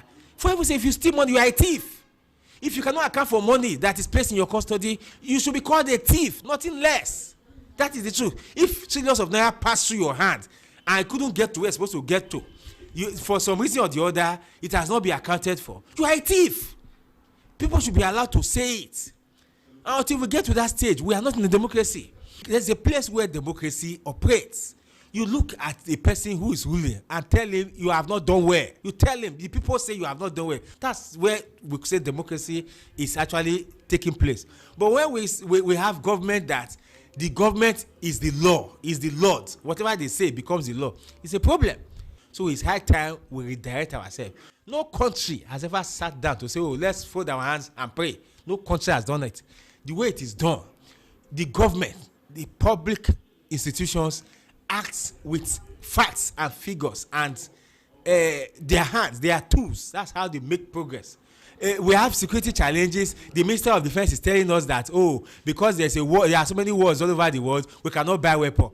Why, for heaven's sake, after the First, Second World War, every nation went into weapons building, weapons development. That's why you have R&D department in every sector, every nation. How to build your own weapon. You don't hold on to the weapons that you collected from the British in 1950-something and 1960-something. As at this time, you would have improved so much so. We have immediate problems. See, it is a man that has solved today's problem that will live for tomorrow. If you not solve today's problem, you can't live for tomorrow. Insecurity is expounding every day. It's as if the criminals are learning that, nothing will happen, so let's just take the day. How many people will die in kidnappers' custody before we wake up and say, no, enough? For heaven's sake, I do not see any reason why we still have military men and policemen paid by taxpayers escorting VIPs. It's high time we have opened up some private security firms that are attached to the military and police. They must be guarded and attached to this national security institution that will have the ability to carry weapons, and they will be well trained, so that those are the ones that will guide VIPs. They should guide VIPs, our courts, our banks. Let them go and guide, so that the police and the military can face their core duty. The citizens are not asking for too much. Give us security. If you give us security, Nigerians are ingenious in themselves. They will fight their own fight. See, Nigerians have started solving the problem of power, even though it is the government that has to solve the problem of power. The primary problem Nigerians are facing now, which they cannot solve by themselves, the primary problem is insecurity. That one, governments must solve it for us. There are secondary problems like roads, power, health. Those ones come next. If you solve these first four, the other peripheral ones, the tertiary ones, they will follow naturally. But solve these first four. 1993, June 12, was a milestone. I recall leaving Benin that day by 12 o'clock to Ekpoma to go and vote with my 504. There was an expectation it was cancelled, fair enough, for whatever reason. There were protests here and there. At the end of the day, Abacha stepped aside. Democracy was restored 1999. I can assure you, what we had before 1999 is better than what we have today. There is no progress. It's retrogression. You come from here, go to Abuja now by road, kidnappers, insecurity. A liter of fuel is now 1,350 something. Many people cannot ride motors. Children are now roaming the streets. No school. It's a sad development. Yet we are making money in this country. Who is eating the money? What does the senator do with 50 million? Children now here hawking pure water in the street. Is that democracy? That's why fella call it demonstration on Chris. We have not moved forward. We are backward. Is it the life Awolowo plan, Ezekwe plan, Ojukwu plan, Ali plan, Ugbamurian plan? Today, we are no road, no water, no light, no security. That's the worst of all. They come to your house, they go to school and carry children, go to church and carry church member, go to mosque, and we say we are security. But as far as I'm concerned, the word democracy is a fraud in Nigeria. We are not moving forward. Instead, we are backward. The present administration have no reason to address your demand because they are not interested, man. It's not their business. How can they are kidnapping children in detention in Bomosho and over. President White went to East and distributing vehicles to women leaders. Instead of giving money to release the children, he went to distributing motor in the East. Where is he working? What is his salary, man? Is that democracy? Is that representative government? It's a government of retrogression and backwardness. As far as I'm concerned, we are not making any progress. Where we were is better than where we are now. In the past 27 years of democracy, we have seen some, positive aspects, and then those positive aspects have to do with something like, for instance, in the first time in our, democracy and in Nigeria, we are having 27 years of civil rule, which has never happened before. It has always been coup from one coup to the other. And now it is very clear that people understand very clearly that it is no longer, a military regime as usual. So it has also given people, freedom of expression. Unlike before, Sani Abacha regime where you don't have freedom of speech, but now you can speak to the government as you like. So all these are part of the, democracy that we have. But for me, I think democracy is working, but it's not giving the dividends, effect that the citizen deserve. To be sincere, I would say that civilian regime is far better. Yes, we know that there have been so many, disappointment for the citizens, but I can tell you for a fact that if in a society where you do not have freedom of speech, freedom of expression, where you cannot do anything except a decree is made, or when a decree is made you cannot go against it, that is not a society, and we should be living in a more civilized society now. So I believe that civilian rule is far better. Basically, I want to talk about the challenges. I did mention that yes, we have made some good headways in civilian rule, but we have some of this disadvantage that has actually, tried to put the citizens on their nails. For instance, let's look at economy. Economy happens to be the highest of it all because economy has made so many things to go far higher, beyond the common man's reach.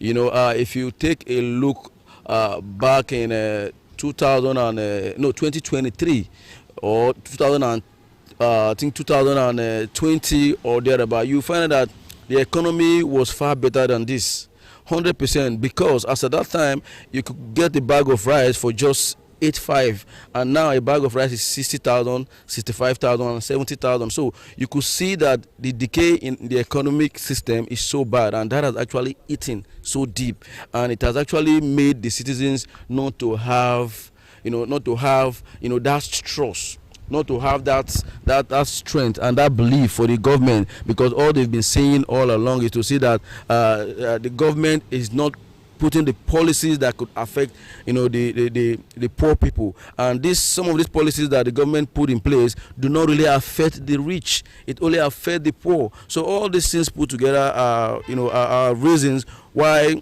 you tell that the citizens are feeling very, very bad, and the citizens are really not asking for much. Nigeria is a very, very hard-working country. We all know. If the government is able to provide just few things, like for instance, road, security, electricity, I'm sure that can go a long way. I mean, you could imagine that for the past 1960 point, we've not been able to get 24 hours electricity, which is so bad. We don't have road. Insecurity everywhere. Because of this road, it also contributes to insecurity, because if all the roads are good and people can move freely, and you find out that these bandits or whatever they are, they cannot be easily they cannot easily come out, because it will be easy for the security agent to get to them immediately. So all these contribute to some of the the pains that the Nigerian people are feeling, and it's a big disadvantage that I believe that the government should look deep into that. Well, so far so good. We have seen the bad, the good, the ugly, and we are still surviving.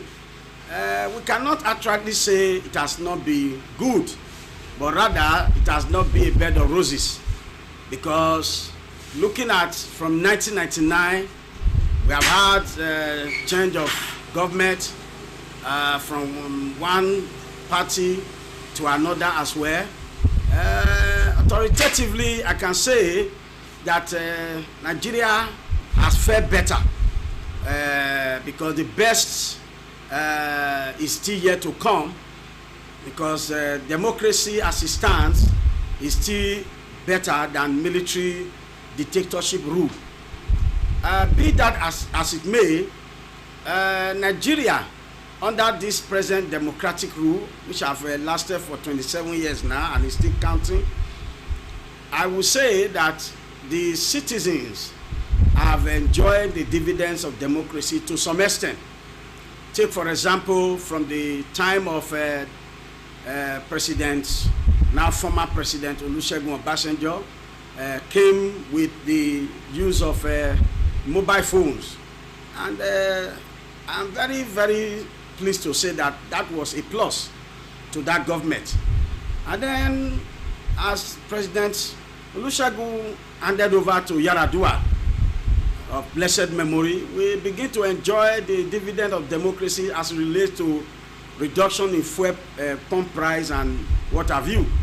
But unfortunately, that regime came to an end by reason of the death of President Yar'Adua, and Goodluck Ebele Jonathan took over.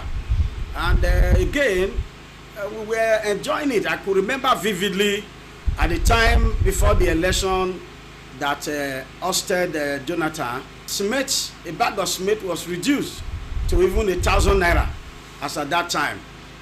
So I can also say that is part of the dividend of democracy, even though it was a pre-election year or before the general election of 2015 that we enjoyed that. I think it was then the batting was taken over by a new political party headed by President Muhammadu Buhari of blessed memory. Well, I can say from there on, we all know the story. From one turbulence time to another, and then came the insurgency, the banditry, the kidnapping, and what have you. It has not been so palatable. Again, one would have expected that Nigeria, with its democratic system, things will be going from bad to good, from good to better, from better to best. But the reverse has been the case. For example, in this country, you sink borehole just to get water for yourself. You pay a exorbitant price in getting generating set and fuel to power it. To mention but a few things you do for yourself, and at the end of the day, you will still pay tax. I pay tax. So I know for sure that it has not been easy, and the citizen expect the best from our government. Looking at the way those who govern us live in a kind of flamboyancy, they have a lot of assets to have money and spend at will, and they live in affluence, and that tells us that Nigeria is good, but the citizens are not looking good on it. So I want to say here and now that if the government actually wants to make democracy enjoyable to all of us, they should make things better, which I know they have the power to do, because they themselves are enjoying it. So we, the citizens, need to enjoy it too. June 12, 2026, considered as a day for reflection, honoring June 12 heroes and renewing our commitment for democracy. But the dominant public conversation is what has democracy delivered. with security, accountability, transparency, national unity, poverty, and economic major demands of citizens, which is expected to be addressed and tackled as soon as possible by the government in order for us as citizens to be able to live and enjoy our lives as Nigerians and be able to say we have a country we call our own. It is a Viewpoint on ITV. I am Caroline Okonji saying to you many thanks for watching. ITV, certainly the best.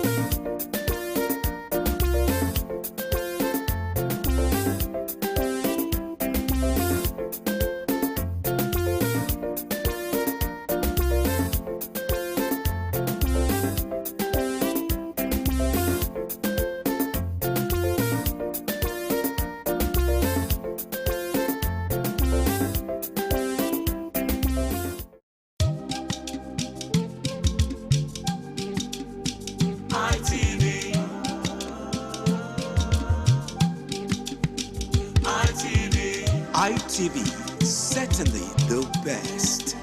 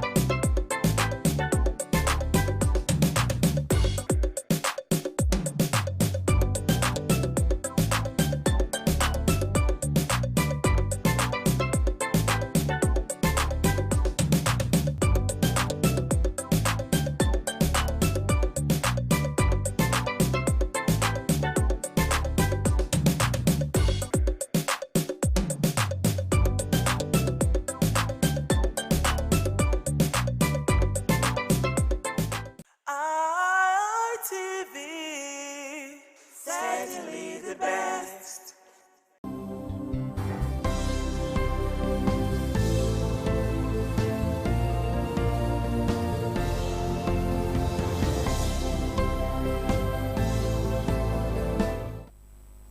Hello everyone, thank you for joining us on the program Healthy Living. I'm Adesu Walsawage, and today on Healthy Living we want to look at geriatric care, which is a specialized health care focused on the need of older adults, usually that kind of sometimes 65, 70 thereabout, and the goal is to maximize their independence, because for some at that age they begin to lose their independence. Some may lose their minds.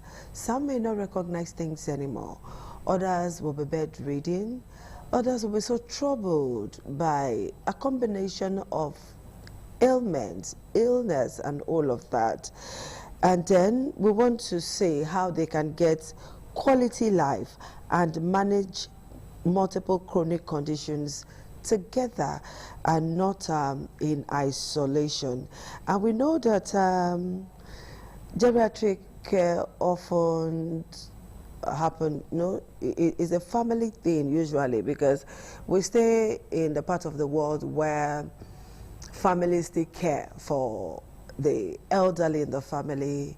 They don't just go dump them in one healthcare center or the other, or one home like is commonly found in other climes. So here in our climb, we still take care of our elderly.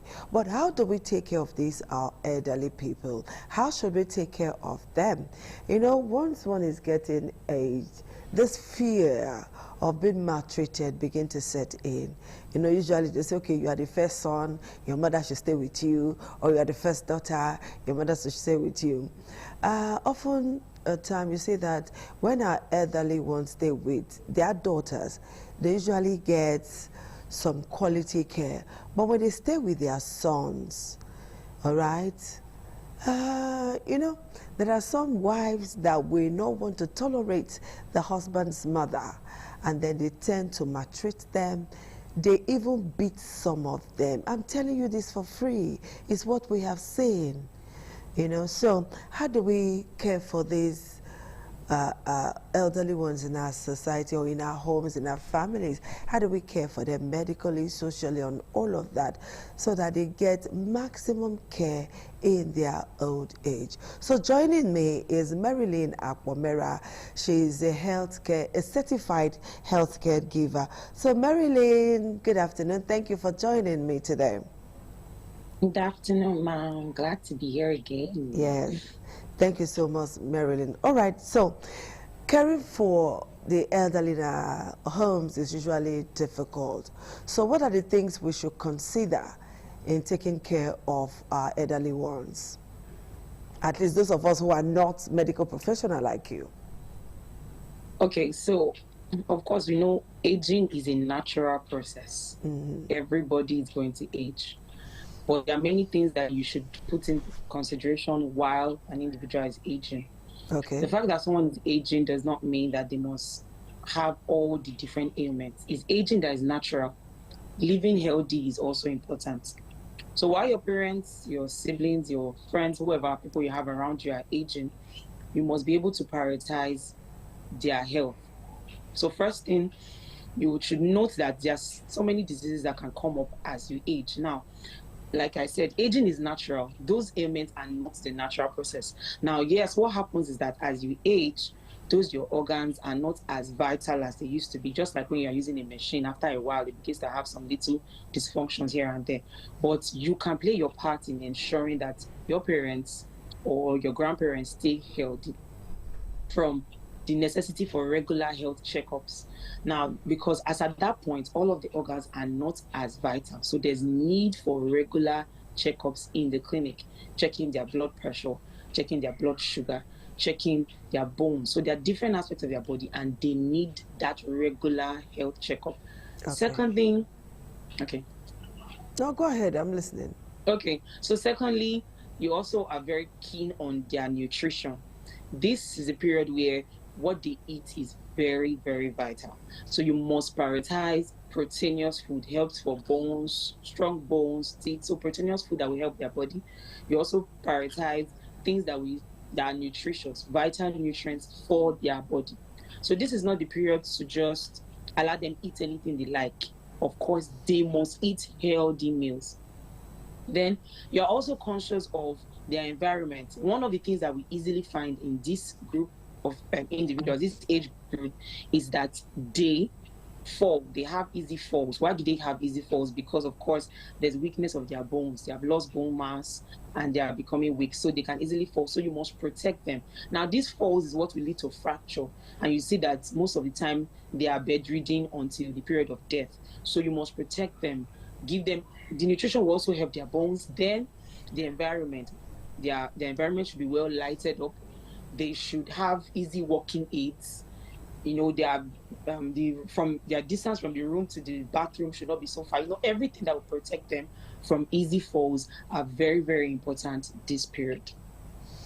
All right, Marilyn, thank you so much. Now let's take it one after the other. You know, once they're aging, they begin to suffer delirium, they're losing their memory, they start having some form of mental issue or the other. And some persons cannot tolerate that. Many times we have seen old people on our streets looking for their houses, you know. They come out of their house and then they get, you know, when they go outside, they can't find their way home again. They can't even remember their name. They can't remember where they stay. So how should we care for these elderly people who are suffering from maybe one form of mental ailment or the other. It could be delirium, it could be forgetfulness, it could be schizophrenia and all of that. All right. So one of the things that happen with aging is that there could be a bit of memory loss. But we found out that in recent time, dementia has become common, which is also there's a major memory loss in dementia, and it is seen with the elderly. Now, when you have this kind of condition, if it's as bad as dementia, or it's just, dementia is really, really bad for the memory loss, but there could be some slight memory loss here and there for our elderly. Whatever the case is, you should realize that this is not a deliberate act to be this way. What they need is adequate medical care throughout this period. Now, what we see with dementia is that they begin to deteriorate more cognitive impairments, more memory losses that occur. You must give them adequate medical care. This is not the time to relegate them to a corner. We see all of these things that happen. They become even depressed at that old age because they are isolated, or like you mentioned, they are even maltreated. That's not adequate. That's not proper, because like I said, aging is a natural process. We all age, and you might not be able to determine how you will age, right? So you should give them proper medical care. Then, of course, be patient with them. There is a lot going on within their minds this period, so be very, very, very patient with them. Yes, it's tiring to repeat some things over and over again, and it looks like, are you not hearing me? But please be patient. Say the things that they asked you. And of course, like I said, medical care is important. So if they need medications, provide the necessary medications that they should be taking, and then the necessary nutrients for them also this period. Okay, I remember vividly my grandmother of blessed memory. She's very selective. I'm very picky about food. There's some food she will never eat, no matter what. For food, she's okay. But when it comes to medication, oh my word, we need to, I don't know, it takes us like almost 2-3 hours to give my grandmother medication. So how do we go about giving them medication? Because some person will say, you know what, take medicine, I sabi, and then they just walk away. No patience, nothing. So talk to that person now who is watching and also having difficulty in administering medications to grandmother, grandfather, or aunt, somebody elderly at home. Please talk to us on the techniques to employ, because it gets to a point in life, they start acting up like children. I saw that firsthand. So. All right, of course, they start acting like babies. The cycle goes back. We started as a baby, you go back again. So yes, but this, like I mentioned just now, patience is important for them. Normally, nobody likes taking medication, and most times at this age, they have several medications they are taking, and they are taking it almost every day. And this is not what anybody normally likes. Nobody wants to just be taking medication every day. So you should understand that that is the caregiver, you should understand that it is not so convenient for an individual to be taking medication, even if it's just one every time. And they have several medications to take. So you would understand that first of all. Then how would you give them the medications? Now, there are different techniques, and I believe it's individual based. How would she like to be given this medication? Some of them will tell you, oh, wait, I'll take it when I finish eating, or I prefer it like this. So first of all, listen to them, because it doesn't matter. No. Listen to what do you want? Oh, I want it at this time. But you now explain to them. The doctor said you need to take this medication by this time, and this is why. Now, most times, what I have experienced is that with proper explanation, it helps a lot. Most of our family members are not so patient, because you know that this is your mom. You've known her all your life, so you don't know why you should be explaining many things to her. But you have to take your time to explain to her that, for example, this is a drug for your sugar. What is happening to your body is that your sugar is already high, and it can cause different complications. With this medicine, we can control it, and you can live longer for me and for your grandchildren. Bring them to that place of understanding that everybody is just showing them care. I know that you could be tired, you could be easily irritable, but just bring them to the understanding that they need this treatment and it is for their own benefit. So it's usually what works is communication, and we find out that when you can really talk to them and get them, they would decide to take the medications. All right, is it true or a myth that it is not good to give injections to elderly people? Okay. Of course, there's no, that's not true. To give injections to elderly people, no, that is not true. We have patients that are in their 90s, and of course, so the route of administering a medication, the time is dependent on the kind of issue that the patient is having. Okay. If it's something that needs an immediate treatment, there will be need to give it. It could give it through the veins. It will give it through the muscles. Yes, during this age, there is loss of muscle mass, which is why people say, "Oh, don't give them." But you should also know that giving them there's a technique to giving injections normally, but that you should not give at all because they are elderly. No, most of those routes, intramuscularly, intravenously, that we like we normally say, is because we want quick response based on the medical condition of the patient. Okay. All right, Marilyn, you mentioned delirium and dementia. You know, they may look one and same. How can we, ordinary persons like us who have grandmothers, grandfather, people above 60, how can we recognize the one that is dementia and the one that is delirium? What we normally see is the deterioration that occurs, the differences. Most times you see how bad the deterioration gets to be with dementia and compared to the delirium. So that's just the easiest way to say it. There is a huge loss of memory. There is a almost total loss of functioning for the brain that we see from this dementia. Now that's just the easy way. But you know that it's not easy to have this kind of patients as your parents. You know, for us, you are seeing them as just a patient. But for you that is having them as your parents, we know that it is actually worse when you keep on seeing them deteriorate. But there is some support medically that can be provided. But most times, there is no cure. So you just do your bidding to understand that these are these are the presentations that occur, and I will be managing them as they get older. Okay. Now let's talk about hygiene, because I have seen where elderly persons are abandoned in their own body waste, so to speak. You know, they defecate, they pee on their bodies, and they just leave them like that. So what's the best practice when it comes to, at least now they are not independent, they cannot care for themselves per se. So what's the best way to care for this set of persons? The best way to care for them is the way you care for yourself. You will not want to be in a pool of your own pee. You will not want to be in the pool of your own poop. You will not want to be in a dirty environment.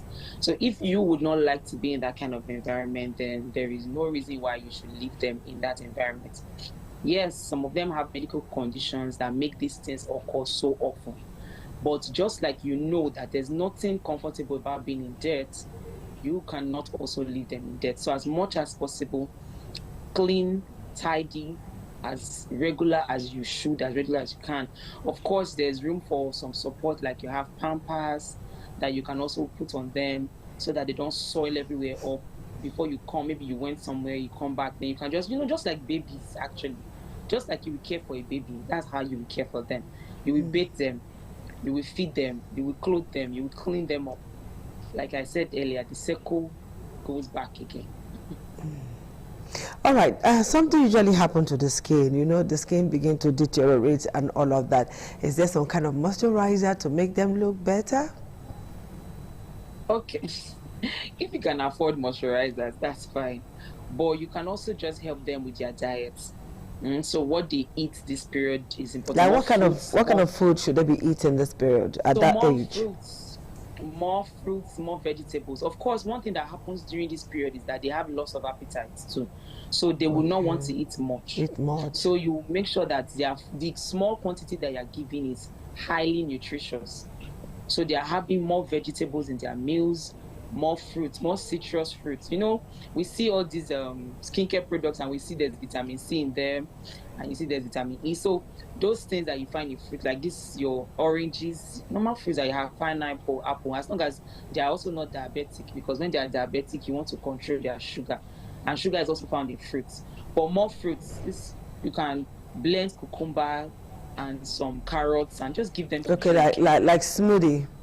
Yes, you can give them like a smoothie, healthy smoothies. So this is not the time to load them with just anything. No. They don't eat much, so the little must be nutritious. Okay. All right, you've talked to us about their cognition and behavior, like communication skills, the way we should communicate with them, the way we talk to them. You know, we talk to them like we're talking to babies and all of that. We need to be patient and plenty of that. Now, can you tell us some of the things that triggers their emotions? Because sometimes you just find them crying, other times they are throwing tantrums, sometimes they are moody.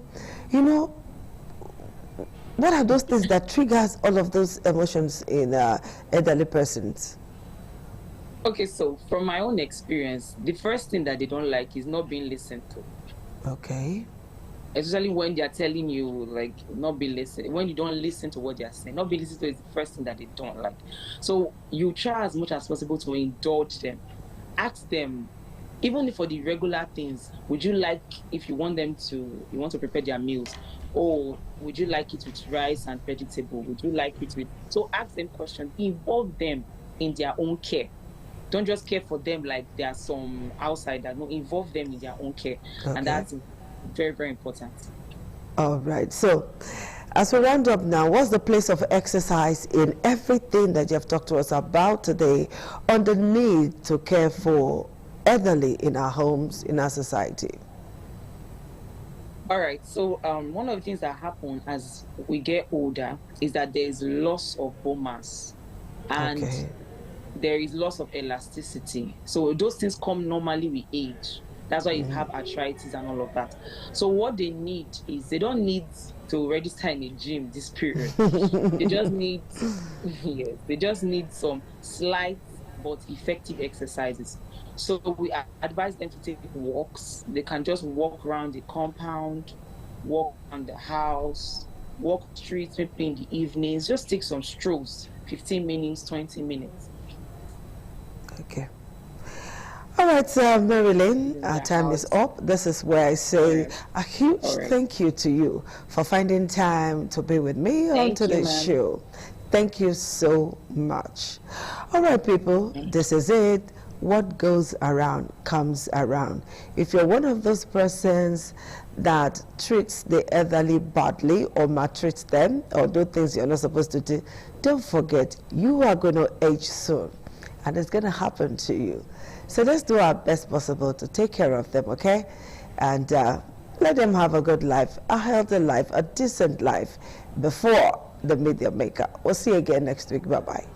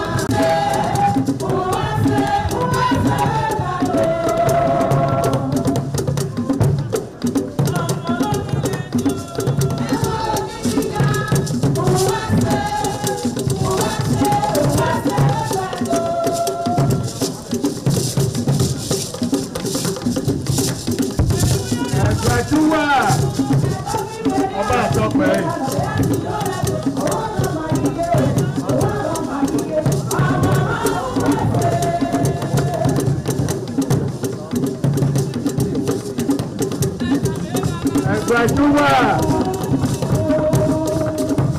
Ọba àtọ́pẹ́.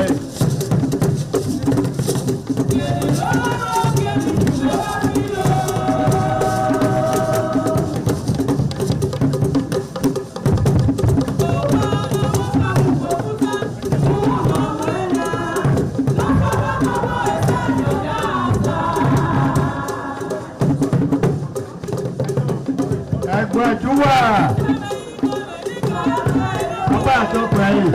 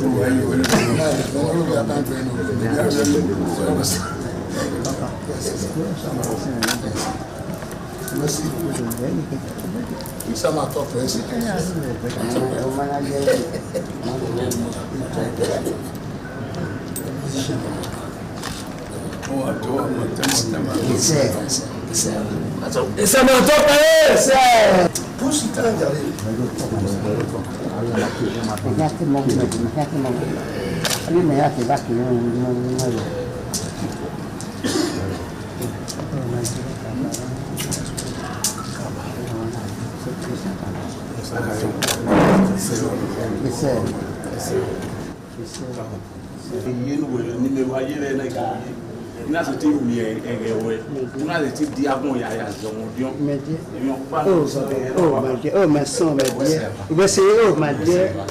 Oh, where are you? Is that where I live? You're not over. Yes. You're not over. Yes, where's it happening? Where's it happening?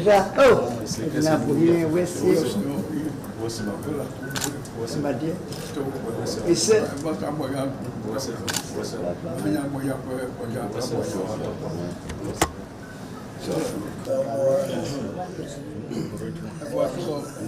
Comment c'est papa? Voici.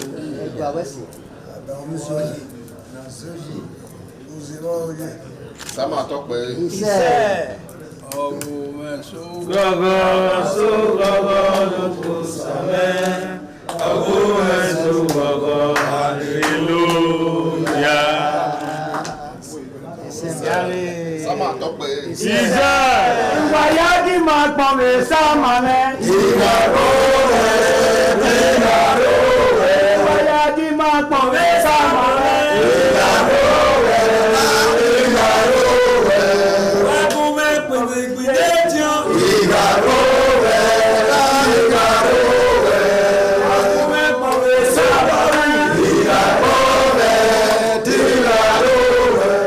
The Esama of Benin Kingdom thanked the new Edion for visiting him and advised them to always abide by the rules and regulations of their new positions. The Esama urged them to indulge in what will continue to bring development.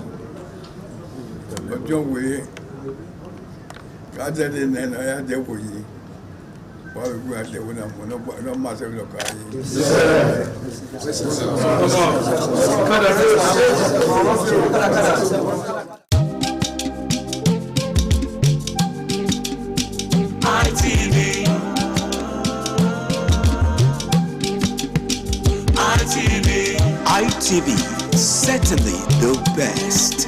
ITV, certainly the best.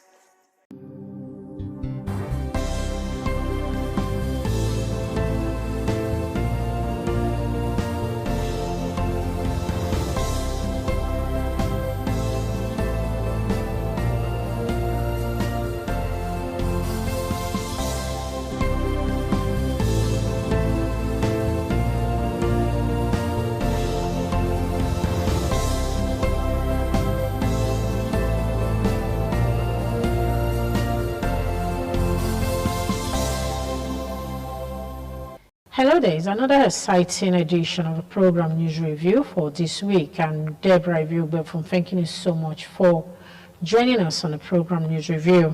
As a continuous registration exercise, CVR gradually winds down to the end on July 10, the Edo State Resident Electoral Commissioner, Obo Afanga, led staff of the Independent National Electoral Commission on a sensitization rally to convince those that are yet to register to do so before the expiration period. On the 11th of May, and they will close on the 10th of July.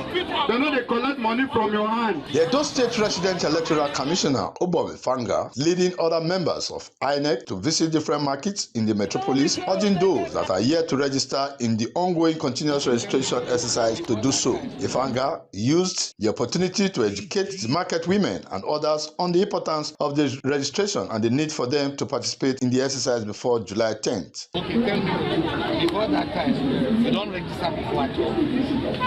Before I get this thing, I know.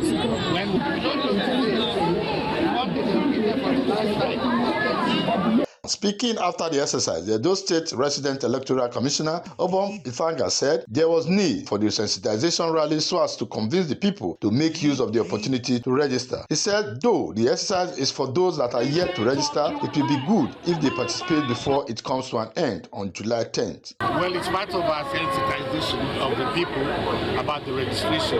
We had done an earlier one previously, and this is the third and final phase of registration. And after today, we have just 10 days left for people to register between now and 10th of July.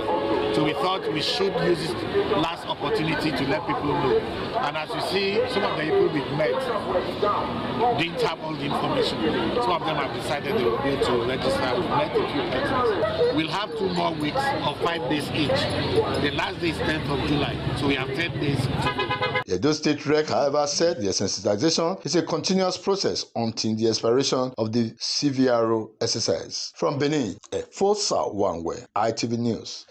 The Assistant Inspector General of Police in charge of Zone 2 Command Headquarters, AIG Jimo Moshood, warned residents of Lagos and Ogun States to stay clear of criminal activities, saying that anyone found violating the law will be prosecuted regardless of status or connections.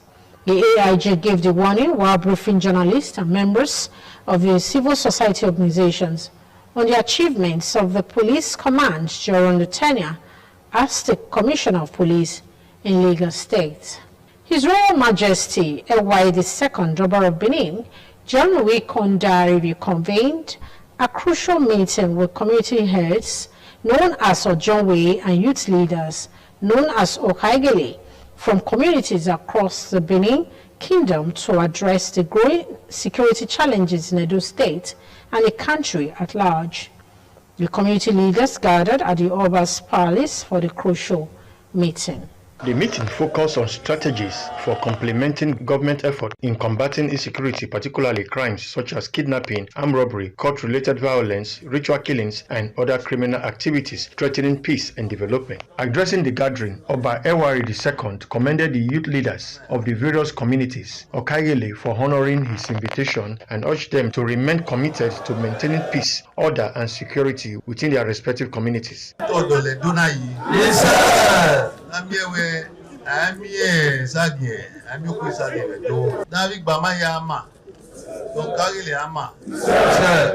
Also speaking, the Akenua of Benin, Chief Osaigbo Samoye, conveyed the directive of the Oba of Benin, instructing the Okaigele to establish 5 or 10 member advisory committees in their communities and report directly to Chief Ima Iyase on security matters. iṣẹ́ ìyá ń wípé ẹ̀kọ́ kí á fi ènìyàn rè làkíyàn débà lọ́kíyàn débà wà lágbà ọ̀gá bẹ́ ikíkí ẹ̀wò nùkwà kéré ya gbégbégbé. Some of the Okaile who spoke at the meeting expressed appreciation to the Benin monarch for the initiative and pledged to work closely with relevant authorities to tackle insecurity and criminality in their domains. This message, we appreciate it and we have interest on it about the concerning of the protection of the community. Attack our Oba. We want the government to support us to protect our quarters. We all will put us together. We will need the government to empower us so that we can secure our community. The meeting also featured the paying of homage by palace chiefs and various groups who offered prayers for the continued peaceful and prosperous reign of the Oba of Benin. From Benin, Jonah Omowa, ITV News. There was jubilation in Okada, the administrative headquarters of Ovia Northeast local government area of Edo State, as residents gathered to celebrate the reopening of their newly renovated town hall. The extensive renovation was funded by the Esamar of Benin and Patriarch of the House of Igbenedion, Sir Chief Dr. Gabriel Sawa Igbenedion, whose intervention has restored the community landmark to its former glory.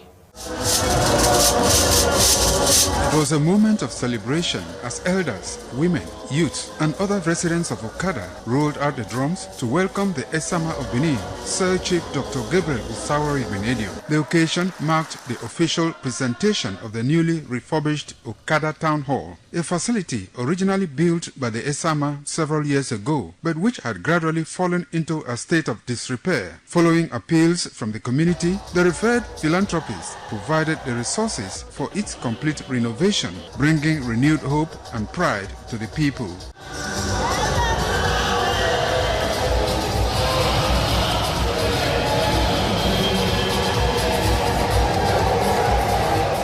Chairman of the community, Mr. Edosa, who supervised the renovation project, described the task as enormous and commended the Esama for his unwavering commitment to the development of Okada. The Odionwe and other community elders also expressed profound appreciation, noting that the facelift given to the hall will serve generations to come.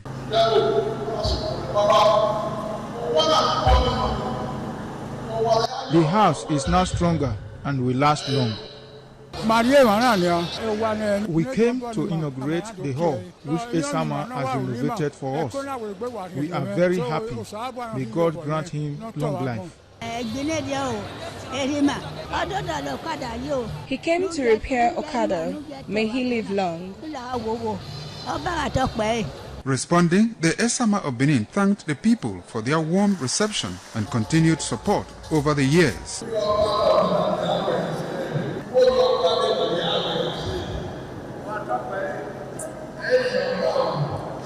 I want to bless someone here today. In a surprise gesture, he presented a brand new Lexus vehicle to a respected community elder in recognition of his dedication and selfless service to the growth and progress of Okada. The best day which I will never forget in my life because of what Chief Igbenedion has done for me, which is not expected. I didn't dream of it at all. I'm very, very happy. The colorful event featured cultural performances by women groups and musical renditions by a physically challenged high-life artist from Okada who entertained guests with songs of praise.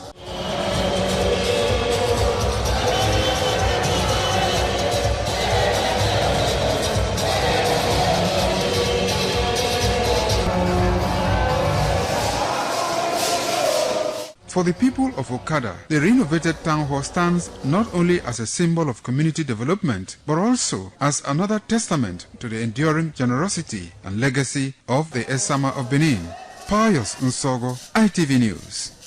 Also in the week, we reported that the member representing Ovia Northeast, Ovia Southwest Federal Constituency in the House of Representatives, Right Honorable Mosede Igbenedion, joined the campaign train of the All Progressives Congress, APC, chairmanship candidate for Ovia Northeast local government area, Mr. Christopher Orobosa Iriamiatoy, and councillorship candidates ahead of the July 11 local government election. The rally attracted top party leaders, and hundreds of supporters in Okada. The APC campaign rally in Okada witnessed a massive turnout of party faithful, community leaders, women and youth who gathered to mobilize support for the party's candidate ahead of the forthcoming governorship election. Among dignitaries present were former Deputy Governor of Edo State, Honorable Lucky Imasuen, and the member representing Ovia North East Constituency 2 in the Edo State House of Assembly, Honorable Andrew Uzame. We are here to bring to your attention that in the political dispensation that we are in now, the election that we want to make is in turn, I do it first. What would they call local government election? Addressing supporters, Right Honorable Mosede Binedion highlighted some of her constituency intervention in the area, including the provision of a transformer to improve electricity supply in Okada. She also reaffirmed her commitment to facilitating the dualization of the Okada road from the junction to enhance transportation and economic activities within the constituency. It's important that the road is opened up and we have a wider road that will be safer for everyone that's plying the road, and also it will help to open up the townships as well too as you're driving along. The federal lawmaker urged residents to sustain their support for the APC while commending Governor Monday Okpewolo for his efforts in addressing security challenges across Edo State. As you can see, as we say, Edo is shining. Indeed, the council will also do the same. By the grace of God, Edo people will experience the dividends of democracy and rapid development. The council also have to take it upon themselves to try and see how to clear areas that were used as hiding places to ensure that Edo State is very secure, and I know that that will also complement the efforts of the governor. Also speaking, Chairman of your Northeast Local Government Area, Solomon Odenwigie, appealed to voters to turn out in large numbers and vote for all APC candidates in the July 11 council election.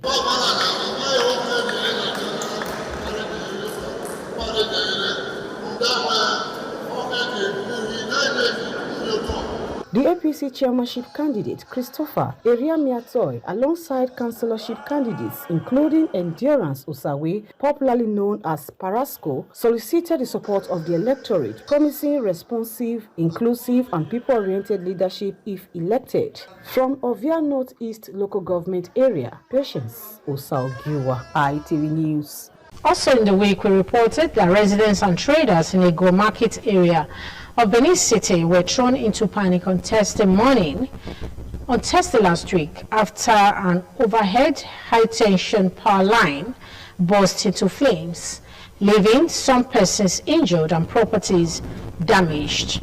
The incident caused widespread fear and confusion in the area.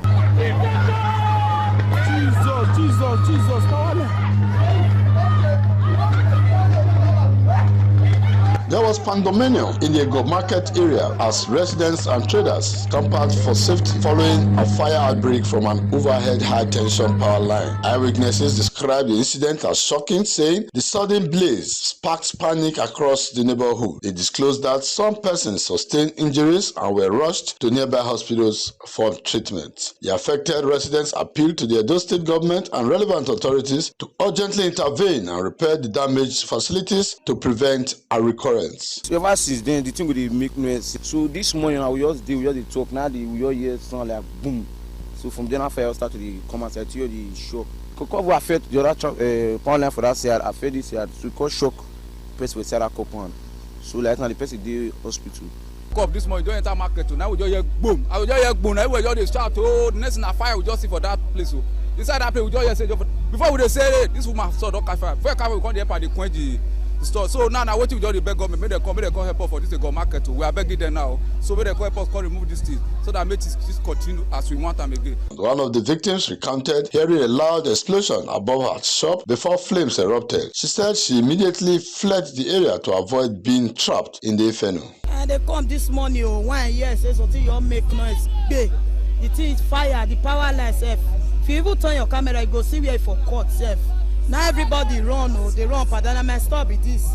When the power line, it don't be the cash fire, they burn. So we see for government attention, May they just come, may they come help us fix this thing quick. As of the time of this report, many residents were still assessing the extent of the damage, while fear and uncertainty continue to grip the community. From Benin, Efosa Wangwe, ITV News. The Edo State Police Command John Wekonda Review arrested 4 suspects and neutralized 1 in connection with the kidnapping of a woman at the vegetable markets in Benin on June 14, 2026. The woman was at the market with her husband and children when gunmen reportedly arrived at the scene and whisked her away. Giving an update on Wednesday, the State Police Public Relations Officer, Iniom Ekediam, said 3 of the suspects were arrested on June 20 in addition to the one earlier nabbed, bringing the arrest to 4. Ekediam commended the operatives for their professionalism, courage, promptness, and dedication in tracking down the criminal gang. She assured residents of Edo State that the police would not stop until all criminal elements are brought to justice. We currently have about 4 suspects in custody who have also confessed to this crime. Some of them were arrested in Delta State, while some were arrested here in Edo State. All suspects have confessed to the crime, including a lady who assists in the cooking and sending relief to the kidnappers while they are carrying out this operation in the forest. The Commissioner of Police commends the efforts of the operatives of IRT and also every other officer who was involved in the tracking down and apprehension of these criminals. The command also uses this medium to warn every criminal element operating within the states that it's just a matter of time, and we will not relent until we see to it that you criminals are behind bars. The Command Public Relations Officer also urged members of the public to continue to support the police with timely and credible information while remaining vigilant and security conscious at all times. From Benin, Jonah Omowa, ITV News.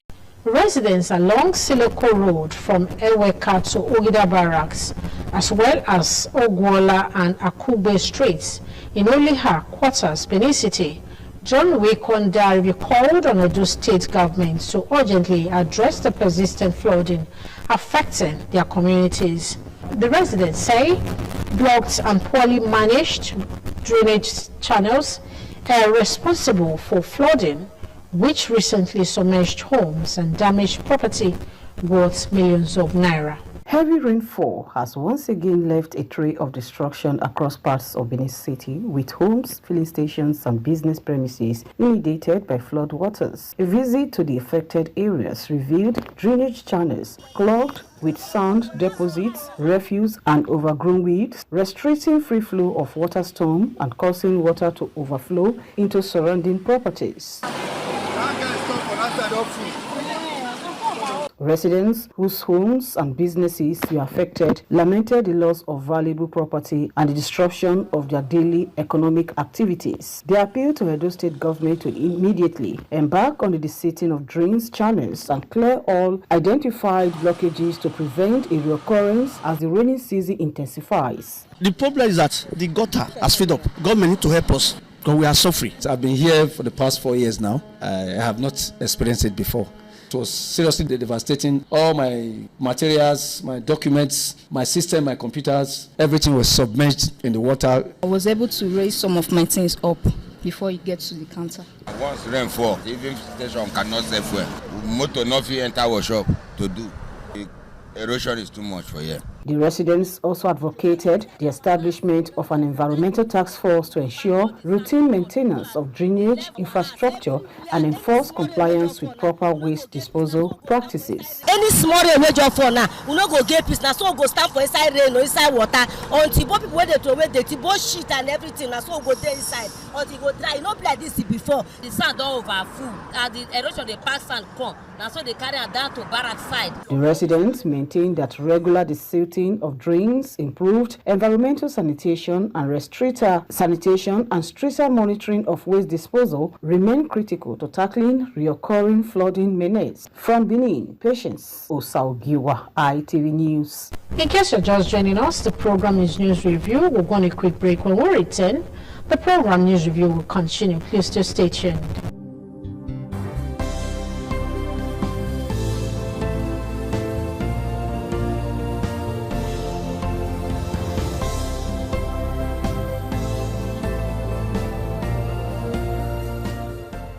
Thank you so much for staying tuned to the program News Review. Now moving on. Edo State Security Corps arrested no fewer than 10 suspected criminals for various offenses last weekend. The Deputy Corps Commander, Richard Balogun, said the Corps has zero tolerance for criminal activities in the state. According to the Deputy Corps Commander, Richard Balogun, the offences varies from theft of factory engine from Isigbe Construction Company, alleged armed robbery, exploitation of a vulnerable victim at Ikoba Slope, POS fraud to motorcycle theft. All the suspects will be handed over to the police. It is now our duty to follow up to see the end of the case. I've told the men that they should go and make statement to the police how the arrest was made, how they were contacted. And that is the role we continue to play so that we sanitize the state generally. The Deputy Corps Commander said the suspects were arrested following intelligence report and have confessed their level of involvement in the crimes. The confirm pass come out to as they come back. They come back as they go carry go keep for sit down so. They come back who carry am? And I go keep one side sit down. What's the reason why you are lying here now? This guy, how many people? You tell me say one wrong, we don't see just now. To me that one wrong. Tell me the other. Same thing they do. Yes. One else they give a card. And they give us card. This bag now, not be you get them. And now as you carry the bag now, we be the car and they go. Oluku, you want to go sell them for them. So how many you don't carry give the man? You don't reach 10. Go for Oluku. 10 bags. Okay. How much you say they sell them for them? 30,000, 25 for full bag. According to Balogun, the suspects have been handed over to the police for further investigation and prosecution. From Benin, Jonah Omowa, ITV News. Now moving on from Ekiti State, reporter John Wekonda reviewed that the state governor and candidates of the All Progressives Congress and the just concluded governorship election received his certificates of return from the Independent National Electoral Commission, INEC, following his victory at the polls. The certificate of return was presented to the governor by the National Commissioner in charge of Oyo, Ekiti and Osun states during a brief ceremony at the INEC state office in Ado Ekiti. His running mate and incumbent deputy governor also received her certificates of return.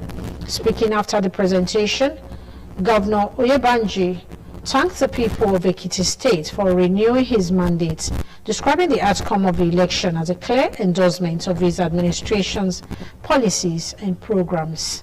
He pledged to deepen good governance, consolidate on the achievements of his first term, and accelerate sustainable developments across the state. The governor said his second term agenda. Also from Lagos State, reporter John Wekonda reviewed that the state government said it would demolish all structurally distressed buildings marked for removal in Alakija area of Amuwa-Dofi local government area. This followed the collapse of a 3-story shopping complex that claimed 9 lives. The government also warned residents against ignoring evacuation notices issued on defective buildings, stressing that no means of livelihood is worth risking human life. Governor Babajide Sanwo-Olu, represented by the Commissioner for Information and Strategy, Mr. Gbenga Omotosho, discloses during an inspection of the collapsed site. Governor Sanwo-Olu said the state government sympathized with the families of the victims and reaffirmed its commitment to protecting lives through strict enforcement of building safety regulations. He said emergency responders included the Lagos State Emergency Management Agency, LASMA, Lagos State Fire and Rescue Service, Lagos State Building Control Agency, and police, the military, and other agencies responded swiftly to the incident, rescuing 27 people alive. The governor reveals that the collapsed building had previously been identified as structurally defective and marked for evacuation, but occupants allegedly ignore the government's directive and return to the premises. With that report, we call it a wrap on today's edition of the program News Review. Do not forget to keep it there to test next week Sunday, when we shall be bringing you the program News Review again. I am Deborah Iviogbe. I'll see you next week. Do have a great week ahead. Bye for now.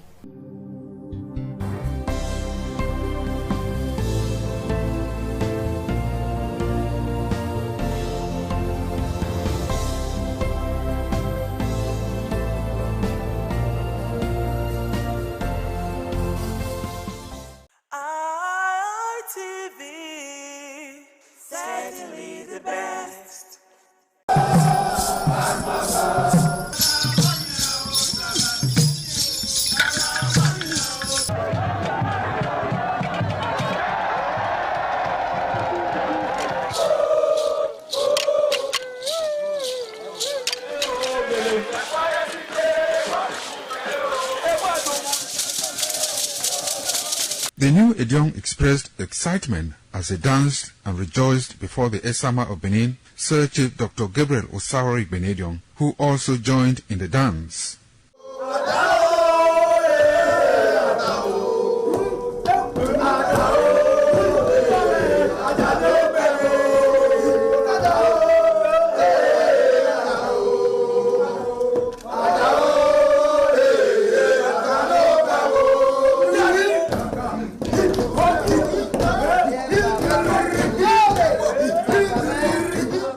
As visiting and paying of homage to various homes of senior elders continued, the initiates spent 7 days performing diverse kinds of rites as required by tradition. They were furnished with rules and regulations regarding their new office as Edion. That I grew up in this community to the point that they have now also chosen me as an elder in this community. It's a thing of great joy. All thanks to the Esama of Benin, my people, my family, everybody, all Okada community for this great honor. I am very, very grateful. Well, this is my brother. I'll call him my uncle because he grew up with my father. I'm so proud of him because we are doing the same rituals as the Edions of the Okada. It is our duty for us to make this place a greater place, for outsiders to come and see the goodness of God in Okada. And I'm proud of every one of us here. So shall it be to each and every one of us in Jesus' name. Odion ma Okada zima Esama zima dion Bona zima dion Obana zima dion Manawe Mari Esama dion ni mado pon Esama ni mado gbeken Esama e ma dio wa na Esama ma gbeken ne osabo obuyo bitu ne baba no get on maga no dia mi maga ma ni do gbeken ne na ima yafe ima ato ima agbo oro pa ewu dori ima dia wo ne o be ti agbon ya no we mi maga me ni just to know me afa in Esama, in our father's house, in respect of our initiation to elders Edion level. As tradition demands, we are here today to come and also pay our homage to him, for him to also pray for us for long life and prosperity. The climax, after 7 days, was paying of homage again to the Edion way, where he gave the initiate the full rights to function and to henceforth participate in meetings with Edion. It will go down in the history and minds of Okada community, Ovia people, Edo State, and Nigeria in general. The ambience, style, and the colorful ceremony associated with the 2025 initiation into the Edion Council of former Governor of Edo State, Chief Lucky Nosagari Benedion, his brothers Bright Ayamekwe Benedion, Honorable Charles Osenwige Benedion, Peter Osawori Benedion, Dr. Fred Osawuni Benedion, Barrister Mike Osane Benedion, Executive Director Operations, ITV and Radio, Chief Elder Benedion Wonse, Honorable Efosa Douglas Benedion, Ukbonwa Benedion, Osawe Benedion, Edosa Benedion, Dr. Daniel Omarege Benedion, as well as Agbong Steve Benedion, among other sons of Okada.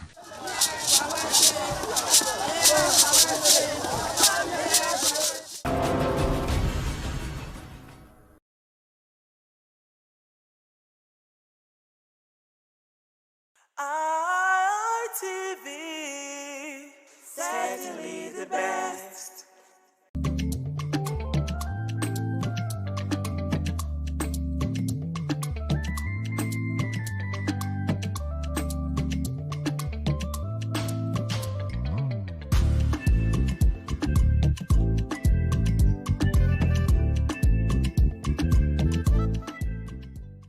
And welcome to another episode of WIC, Women in Conversation, a table where women sit together to discuss, and most times we say things that will help us as human beings, not just women, and we bring in the men just a little and talk about the children, which are majorly our concerns because we're mothers, we're women.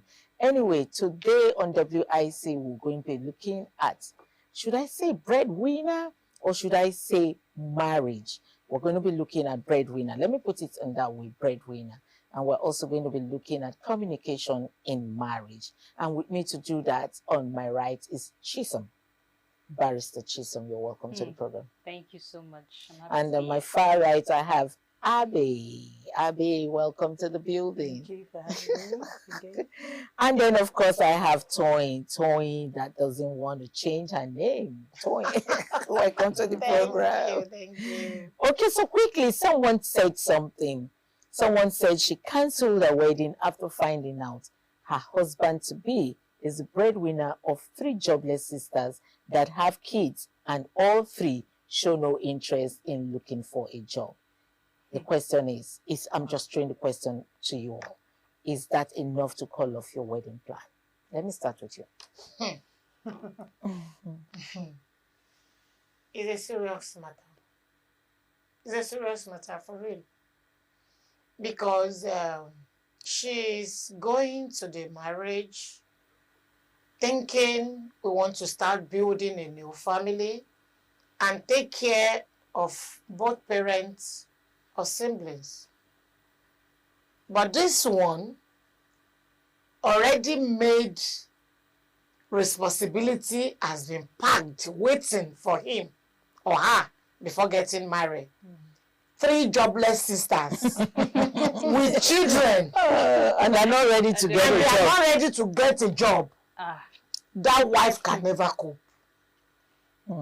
Because automatically that man is getting married to 4 wives. Original wife and 3 extra wives. Those 3 sisters will become wife and pets in that family. They won't allow that lady to breathe. There will be serious competition. She can, I think there are some women that they are angelic. Maybe they can cope. Except if that lady is very buoyant and generous. Very buoyant and generous and well matured. That's the only reason with God-fearing. That is how she can cope. Because 3 sisters with children that are not ready to work, they will shock their marriage. Even that man, that breadwinner, we get that. He go lost the bread, lost the butter. Chisom, would you call off your marriage because of that? Okay, first of all, marriage is not just about, oh, let 2 of us marry. There's a lot of financial obligation. Like the financial, just put it at 80%. Then the rest, the spiritual relationship, keep it at 20%. But you see that financial part, it has a lot to do, because imagine if children start coming in, you have to pay school fees, you have to, and somebody is already taking care of his sisters. 3, not just 1. And those 3 are with their children. With their own children. The man may even die before his time, because how is it possible to cater for all those people? Then your wife, she will face a lot of neglect. Like there will be solid neglect in that particular marriage. So for me, there is no way, like there is no way I would ever, know that this is what is going on, and I'll still venture into a marriage like that, because I'm not doing myself any, it's not an advantage to me or an advantage to him as well. Let's take it from the religious aspect of the conversation. Abby, as a religious woman, would you stay put, or you will want to? Yeah, religious. I'm just a child of God. Okay, as a child of God, would you bear, would you have endurance, would you have patience to want to stay, get married to a man with 3 sisters who had children and are jobless? To me, I'll find out, because there's more to it than that. Because as a spiritual perspective, we want to find out, why are they not at work? Is it a spiritual issue? Is there some, spiritual warfare that we need to deal with, or fasting and pray? No. I mean, without going, I will have to. You have to be. I mean, from a spirit. I mean, we're here for a reason. We're not here for so ourselves. let You're saved. You know, God saved you. Now you're here for soul winning. You're here to make a difference. So to me, I've been looking at, and that maybe to me the way I'm wired is different. I like to bring out potential in people.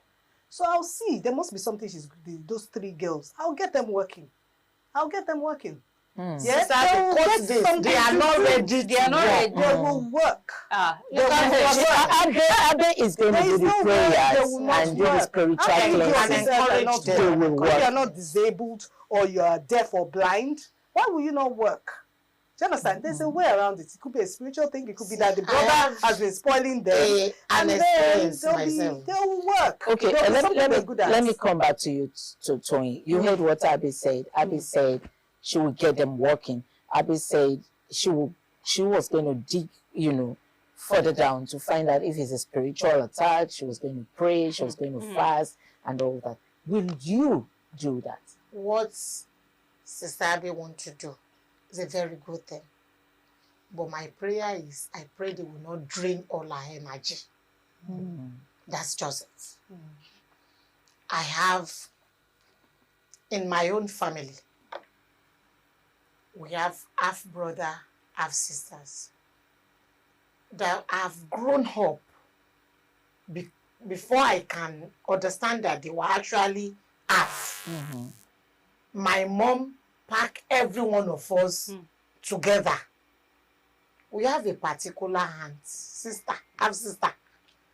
I don't know how you are going to help her that your energy will not be drained. In my family, they know me as a pastor because I will minister to you. I need your soul to be saved.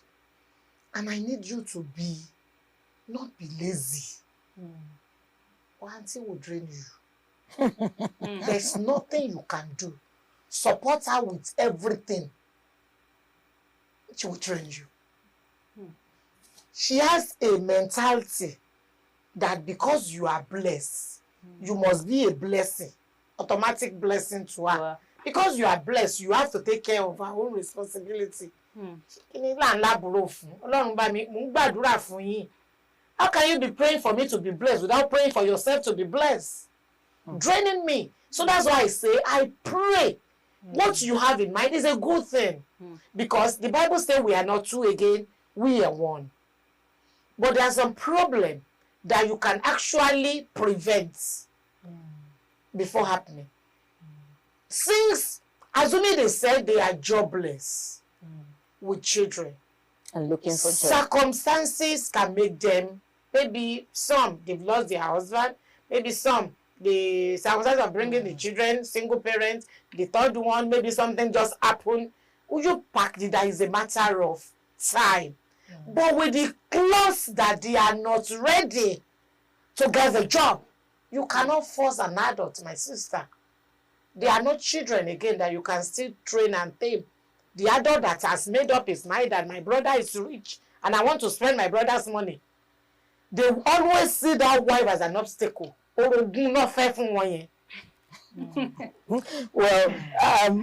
the sake of those that don't understand what you spoke, what is that in English? It's rivalry. That is automatic rival. It's rivalry. But they are not going to see that lady as their brother's wife. They will see that lady as an obstacle. Because that lady is now thinking he will protect his husband, her husband. And he will protect her children. He will protect her home. The well-being of the entire family. But these ones are just there to make them. To make them. They don't care. Many of them. And if anything happens to the brother, they will still hold her responsible. Yeah, that's true. So she has the husband to protect. She has the home that the children to protect. So and the sister will be thinking she is the obstacle. That's true. And one thing is, you cannot sugarcoat laziness. You cannot sugarcoat laziness. So financial irresponsibility, Abe, this is for you now. It has nothing to do with spirituality. Yeah, I was going to come there. Yes, financial irresponsibility, they don't align in any way. So you saying you want to go and find out why they are not working, why they are grown. They know that they have to feed their kids. They know that they have to look for a job, find a way to be responsible to themselves. That's why I said you assess holistically to find. There's nothing to assess. To me, what are you assessing? Laziness. Somebody is not working. But you don't know anything about being an influence and inspire somebody that was lazy, and now changing their mindset somehow. And not then having a change. job is an inspiration for you to get a job. But people change. The consequence of not having a job, the consequence of relying on another person is enough inspiration. It's a mindset that needs to change. It's with education and some information is power, to let them know. By the time, you tell them, that, what they're doing, and they realize it's going to take time. That is you wrong, cannot mentor laziness. That's how it works. Mentorship for laziness does not work. But supposing it does. When a wife suddenly meets herself in that situation, you are married to that man already. Before the situation I can apply Sister Abe's theorem. But before, God says this is your husband, I see. If God says that this is your husband, this is the situation. Because God will hate me. God cannot. You guys have to see that now. before God told you to do it. He said He will not give you beyond what you can take. Supposing God has they don't put that God for that condition of that story. They don't put God saying that your husband. I cannot see that. That's a red flag. It's a red flag. You cannot spiritualize. That's why I know cases where God will actually tell you that this is your husband. The cases does not look good. But then things turned around. I've seen it many times. This one, but I know with the it's not emotionally that that guy don't go there. Emotionally, psychologically. Okay. Let me come in with another phrase of a question. Okay. Now, if you like the guy so much, you like she said, probably God spoke to you that that's your husband, and you like him enough to be his wife. Is there a way to advise him or to let him know instead of just calling off the marriage? Thank you. It now depends on the type of man that he is. There are some men that you cannot correct them. There are some men, they are very understanding. If I love the man very well, and I see that that is his responsibility, we both settle down and think and plan. I'm working, he's working. Remember, that is his own family. Remember, I will have my own family and responsibility. We have to share it. We place them on salary. That is, I have to drop part of my own resources, his own resource, and put a time frame on it. It can't Time frame of how long you're going to help. Are we help? going to carry this load? Okay, madam, you cannot walk. We now look at you. You cannot walk. Maybe you don't want to be under somebody. But can you say peppermint? Can you roast corn? Granite? Can you say granite? I'll even give you granite to sell. I can imagine that. I can imagine that I will give you capital to start something twice. I can't be that foolish. If you fail one, twice I withdraw. And the brother too will surely be drained someday. But that time, if you are not careful, the enmity will be there. Whatever the brother do, the wife name will be mentioned. So I can manage to some extent, my dear lover or loving husband. This is a big load. I cannot manage. Can we do it for just 6 months? Or even 1 year, maybe before we started having our own kids? Okay, thank you so much. That is where that is the extent the love can take me to. Well, I hope your love out there with your man can take you further than Toyin's love. Anyway, we'll be going on a short break, and when we come back, we want to hear from Chisom if she can take it. We'll be on a short break. Please.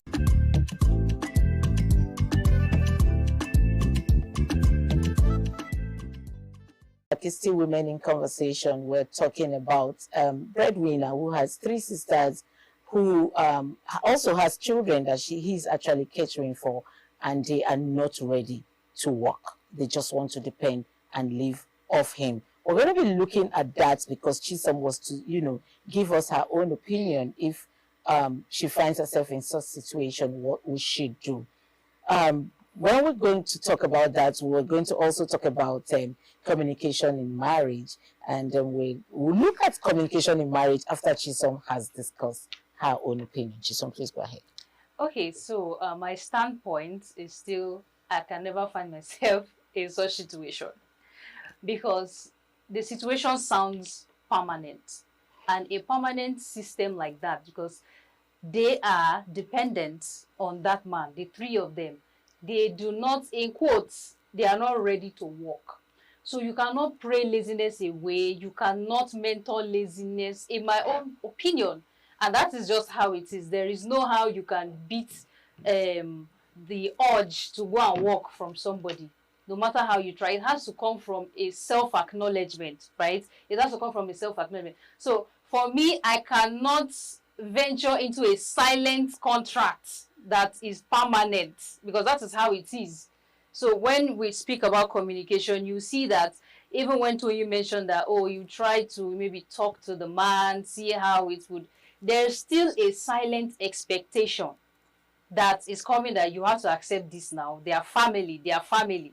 So in spite of that communication chain, there's still some responsibility that is expected of you, not to go against, you know, what their structure in their family is all about, because you're going to brew hate. You're going to brew that resentment from them. So that's my take on it. Well, you're going to brew hate, because the moment the man decides to stop and say, okay, yeah, I have helped to an extent, I want to concentrate on my wife and my children now, they begin to hate you. They begin to think that exactly, you as their brother not to help them anymore. But I don't think Abby is...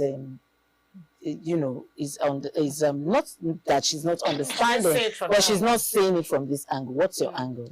No, I think you guys are getting me wrong. I said to look at things holistically, because you can't just abandon situations. We're here to find a solution to an issue. Obviously, there's a problem there, and you're going to try to see what you can do about it. But as Jesus said, it depends on it. If you have a choice, whether to go in that relationship or not, then obviously, you know, wisdom will say not to go in, since you have a choice to whether to marry the person or not. But if, as I said, if you prayed about it as a spiritual, and God says that this is your husband, I heard that saying that God will not do good. But sometimes, you know, before, you know, a situation like that comes, yeah, because to me, when you're saying they're not ready, because I said they're not ready to work, doesn't mean they will never work. Yeah? Yeah. Okay. Yeah. Are you saying in the life you've not seen where situations have been turned around? I mean, I'm not God, but if God feels that He has put something on the inside of you to make that difference in that person, and it's you, then fine. But you pray about it, and if God says that this is not your line, your lane, as we've said before, then you tell the man that, no, I can't go with you with this. But there's a way you can also advise the man, even as a friend to me, even if I don't marry this guy. But I will still try and say, you know, this situation will burden you and will probably hinder you from getting married. Let's see how we can help. To me, I'm here to help whichever way. So, you know, I'm not saying to anyone to just go and get married to somebody with that burden. You know, pray about it, seek counsel. It says in the multitude of counselors there's safety. So to see whether you guys are compatible, or whether it's God saying it or is foolishness, or whether it's workable. Anyway, let's look at communication in marriage. I was saying something before we went on a short break. You know, a researcher said that good women, women don't work out from good men. Okay, they work out because there's no communication, emotional damage, and a whole lot. Is it true that women don't work out from good men? But there are reasons why women work out from that good man. Because we hear people say, he's a good man, but I just couldn't stand him. So there might be reasons why, you know, the lady couldn't stand that man. I've also heard people say, he's a good father, but he's not a good husband. Mm-hmm. True. So being good is not enough. The fact that somebody is good, yes, you are good, but there are still other qualities attached. There are responsibilities attached in the marriage. Are you good in that aspect? You might be a good person, you serve God, you're a Christian, but the other part of the responsibilities, are you a good communicator? That is one thing. Because if you want to, because I know that Abe will still chip in the religious aspects in this thing and say, oh, if you're a Christian, being a Christian doesn't mean that you're good, yes, but do you have those other qualities that can sustain a marriage? That's the reason why you see that even in other religions too, there are problems, critical problems in the marriage because of lack of good communication. So being good, being kind is not enough. There are still other skills, marital skills that, are very important that would be able to sustain that marriage, to bring unity and peace. So you following God alone, if you don't have that intelligent quotient and other things to know that, oh, these are the things that will sustain my marriage, then that marriage will definitely crash. How important is communication in marriage? Very, very important. I will even say that's the number one rule in marriage. And we're talking about good. Depends on what you see in somebody that will make you think is good. That you are a spender does not make you a good person. Some men believe I pay the bills, so you can't question me. And you are bullying the wife, you are pressing on her, and you don't want her to talk because you are paying the bills. And other people will say, because it's responsible to the He's paying bills financially, that makes him good. No. If I always say that the best marriage is the marriage of two friends, where we can cry together, we can laugh together, we can talk. And it's only friends that can communicate well without being misunderstood. Some men, you are talking from point A, is coming back from point K to answer you. He does not ready to understand. There's no compression on your compression. Some does not even have patience to listen to you. Once they've married you and put you at home, be at home, be cooking, take care of the house, and give us children for the family. Provided he's paying the bill. Provided he's paying the bill. And some, the husband is working, the wife is working. We both leave the house 6 a.m. in the morning. You are coming back 7, I'm coming back 7:38, and immediately I'm entering, you're asking of your food. Am I coming from a restaurant? Oh my God, Tony. But if it's your friend, if we have that understanding, let me eat gala on the road. Let me even keep one gala for her, so that when she comes, we won't enter kitchen to be married then. And they say he's a good man. People will see him a quiet man in the office. Because you bring any trouble to him, he solve outside. He's a good counselor. Some these attributes are even in the church. Abby, what's your take on this?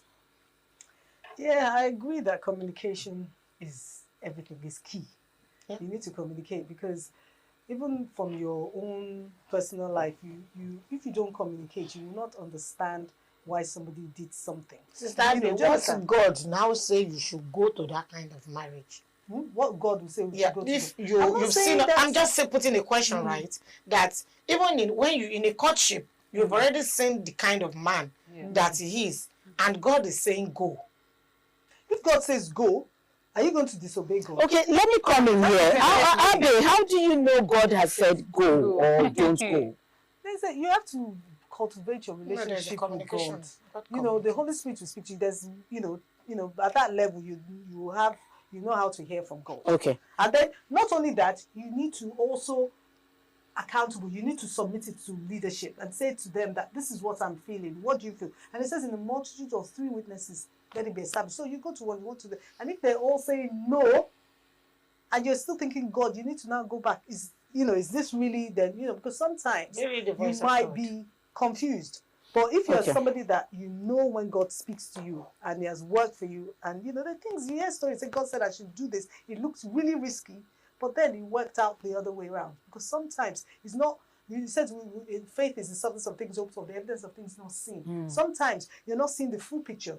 It's just like people's that have become prime ministers and things like that. Before, they probably were nothing, or you didn't see that in them. Abi, thank you. Thank you for the preaching. Okay, thank you for preaching to us this afternoon. Okay, so Chisom, let me come back to you on communication in marriage. Okay, now there are different communication. If you ask me, there could be communication of finances in marriage. The man is paying the bills, and as far as it's concerned, he's paying the bills. So you really do not have anything to say. And when I mean bills, I don't mean he's buying food stuff. I mean, when it is time for vacation, you and the children are out of the country for vacation. You see something like gold that you like, you tell him, I saw this and I like it, and he's paying. But on the other part of the communication, he's not doing it right. Do you want to stay in such marriage? Okay. I just want to reiterate what Tony said the first time. She said communication is like the key, right? It's the first thing you can even consider. So even if somebody is providing money, you are doing the financial aspect, right? You're doing your responsibility financially as a man. Who finds herself in a marriage that there's no communication? God bless you. We have seen something. Before you get to the marriage, try as much as possible to marry your friend. If it's not your friend from the beginning, it will be very difficult to make him your friend. Men has their own way of thinking. Most men do not like anybody to question them. What will you say about man that will beat a wife and then go and buy her a car? Okay, that's too dramatic. Okay, yeah, maybe the guy is an introvert and the woman is more outspoken. But as I say, as I think we've all been saying, from the beginning stage, you know whether you're compatible. But sometimes the opposite attracts, because to get the person that's an introvert to also get out there, then probably the combination might be, I've seen it before, where the woman is the outspoken, but the man, because you can't have two introverts. Okay. All right. So communication can be very creative, but you should communicate. But we're saying you're dramatic, I think the man should use a different kind of word, especially when you know that your wife, is probably a very sensitive person. Okay.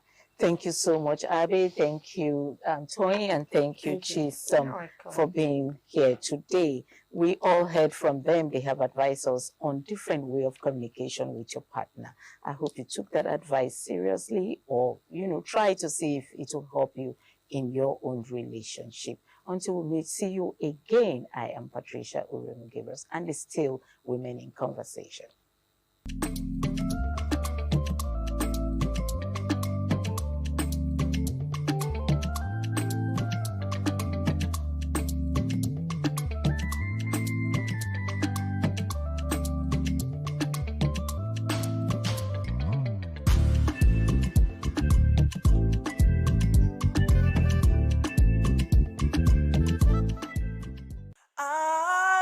RTV, certainly the best.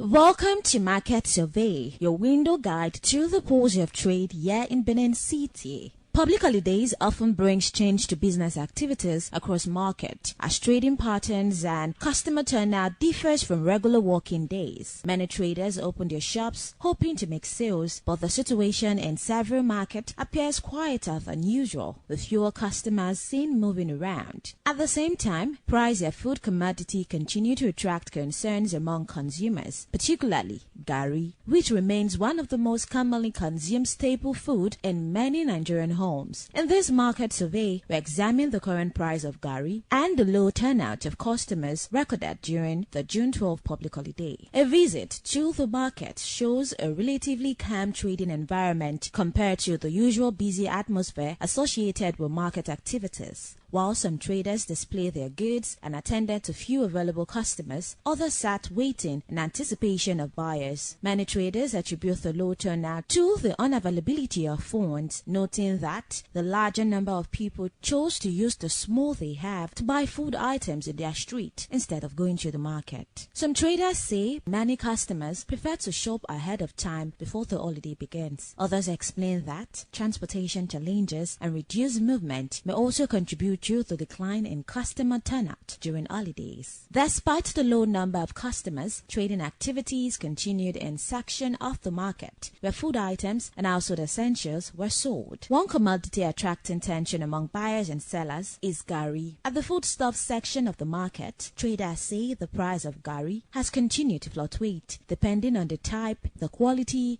and the quantity being purchased. According to traders, a pen bucket of gari currently sells between 2,500 to 4,000 depending on whether it is white or yellow gari and the quantity available in the market. Smaller measurements are also sold at varying prices to meet the purchasing power of different consumers. Traders explain that factors such as transportation cost, processing expenses, and supply from producing communities continue to influence the price of gari in the market. Some sellers also note that demand from gari remains high because it is affordable and widely consumed in many homes. Consumers, however, express concerns over the rising price of food items, saying the cost of living continue to affect your spending habits. Some buyers say they now purchase smaller quantity of food items in order to manage their household expenses. Others say the low turnout recorded in the market during the holiday may also be linked to the economic situation, as many people are becoming more cautious with spending. Even with the reduced customer presence, traders remain hopeful that business activities will improve after the public holiday as normal routine resumes. Beyond the concern over customer turnout and commodity prices, some traders remain optimistic that business activities will pick up in the coming days as workers return to their normal routine after the public holiday. According to them, market activities is usually slower during public holiday because many people choose to spend time with their families and friends. Some traders also say that although the low turnout affected sales, they considered it important to open their shop in anticipation of customers who might need essential items. For buyers who visited the market, the low crowded environment provided an opportunity to shop with ease and compare prices across different stores. Meanwhile, gari sellers continue to express hope that increased supply from producing communities could help stabilize prices in coming weeks. They, however, note that transportation costs and other market factors will continue to play a significant role in determining the final selling price of the commodity. Market observers say both traders and consumers are increasingly adjusting to changing economic realities by adapting new buying and selling patterns aimed at managing costs and maximizing available resources.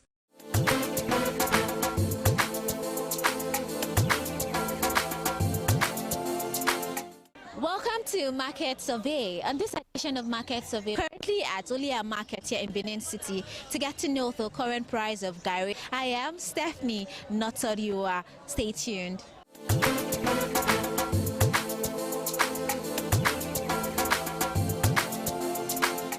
When we say gari cheap, we don't cheap. We say 1,000. Constantly say 1,200. Now money don't hard. They don't hard money. 1,500, 1,400. If you don't sell like that, no correct. 1,300 in a mileage. We don't hard. These few periods, so I don't know whether na fuel, whether na cause some say if you know they let them go farm again. We don't know, but it don't hard money. This one I will sell since there 2,500, 2,800, 2,800, 2,500, 2,700. But now I don't go 3,500. If you don't sell at 3,300, 3,400, 3,500, you know we'll gain now because they don't add money. And so we see them.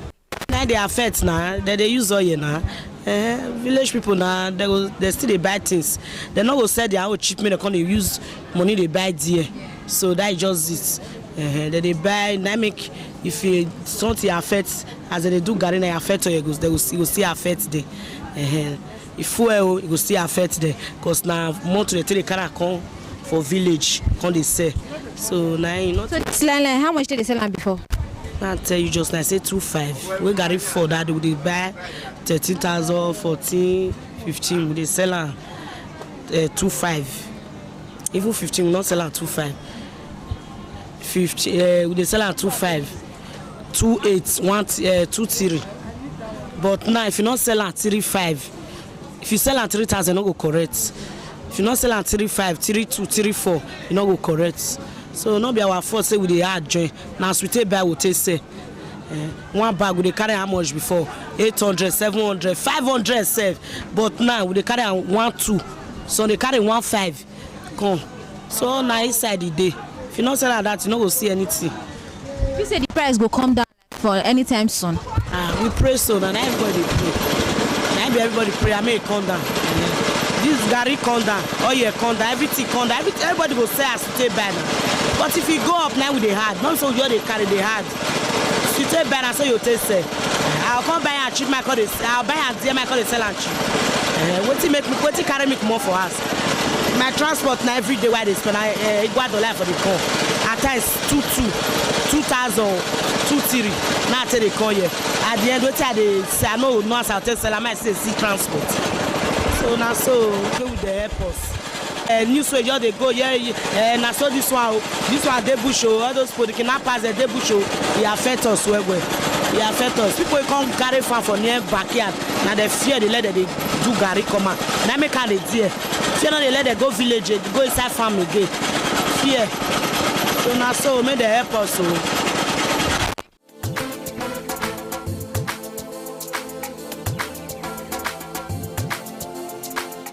If you just tune in, it is Market Surveyor on Independent Television, and we're currently at Olia Market here in Benin City. And we're here to see if the public holiday is affecting sales here in the market, and also to get to know the current price of Gary here in the market. Stay tuned.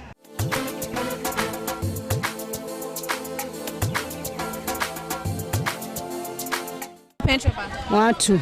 Okay. The brown one, 1,000. The cup, tomatoes cup, 700. The up one, 500. So how much did they sell this petrol bar before? Before, where Gary there, we sell at 35 now. 35. But now it don't come down. So how much they already buy them for bag? How much be bag? Bag would they buy 17,000 now.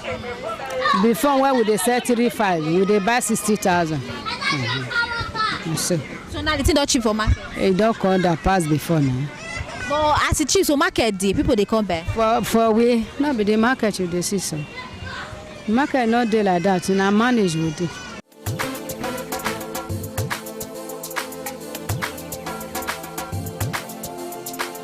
It's here, liner 3.5, rubber pants 1.5. The one we see the fellow on 1,000. Now so. So that way cheap. That line, how much did they sell? Now for 2,000 naira, 1.5. So now as Gary don't there, now market day. Market not there. You see anybody for market? You see anybody stand for here? At all now, but God go still do you. We go go. So what make you say the thing they make the Gary they there? You ask to know now. Abi. So like with the way it there like this, you know if you say go come down anytime. It go come down. May you come down with the make it come down. Gary na mama food. If you not get oil, you not get soup. You fit put up for drink.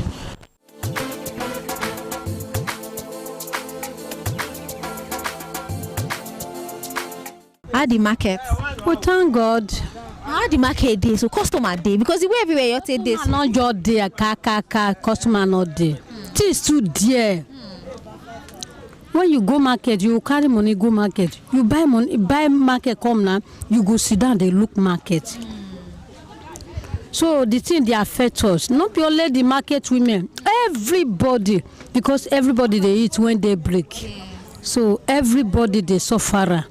So may they tell Tinubu, make it reduce the price of fuel.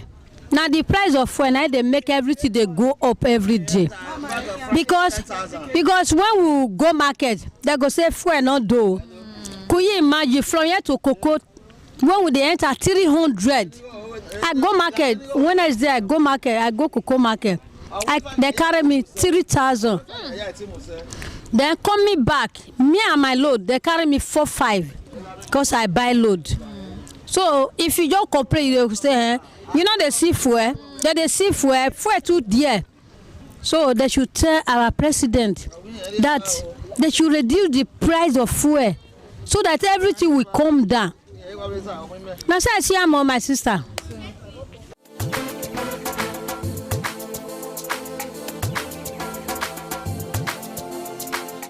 If you just tuned in, it is Market Surveyor on independent television, and we are currently at Olia Market here in Benin City to get to know the current price of Gari. I am Stephanie Notoriwa. Stay tuned.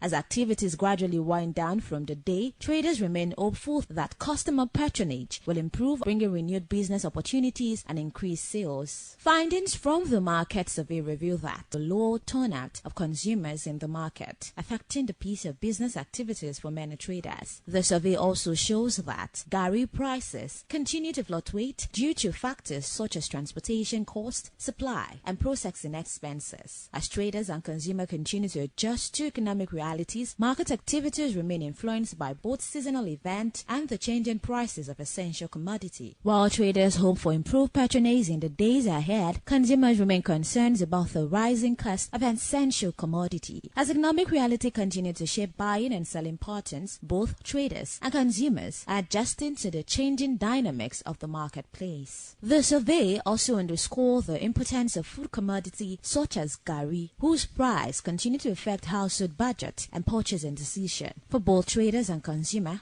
the ability to adapt to the changing market conditions remain essential as they navigate the realities of today's economy. As the market gradually returns to its usual pace following the June 12 public holiday, traders are hopeful for increased customer patronage and improved sales in the coming days. The survey further shows that the price of Gari remains a key concern for many customers, reflecting broader challenges associated with food affordability and market stability. Despite these changes, trading activities continue, demonstrating the resilience of both traders and consumers who strive to meet their daily needs amid changing economic conditions.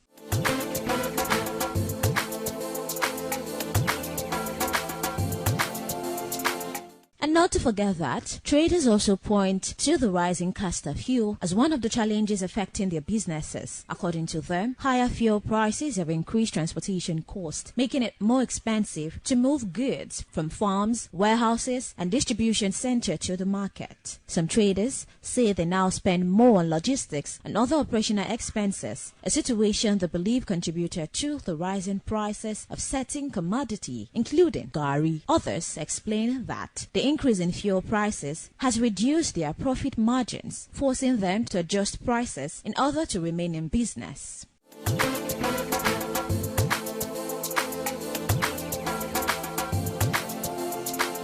Gari remains one of the most widely consumed food commodities in Nigeria. From rural communities to urban centers, it is regarded as an affordable staple food that cuts across social and economic classes, whether consumed as eba or soaked in water with sugar and groundnut, milk, or other accompaniment. Gari continue to play an important role in the diet of millions of Nigeria. However, in recent times, consumers and traders alike have expressed concerns over fluctuation in price of the commodity. What was once considered one of the cheapest and most affordable food items is now attracting increasing attention due to changes in the market. Different varieties of Gari are available in the market. According to traders, prices often vary depending on quality, processing method, quantity, and place of origin.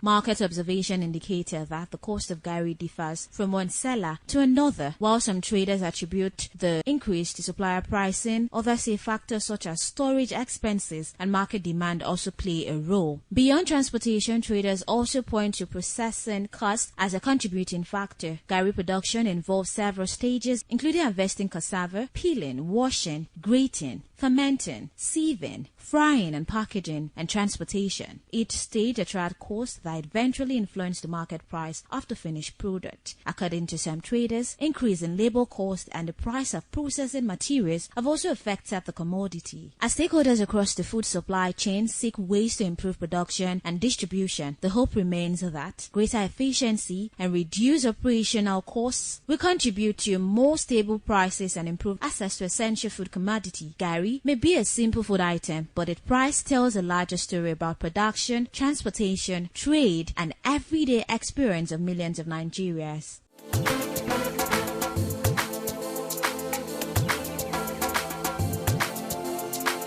We've come to the end of today's edition on Market Survey, and due to the survey we've come to realize that the price of Gari is a bit on the high side, and the effect of that is due to the hike in transportation. And also being that today is public holiday, the market is a bit scanty, and that's it for today's edition of Market Survey. I am Stephanie Notoriuwa. Thank you so much.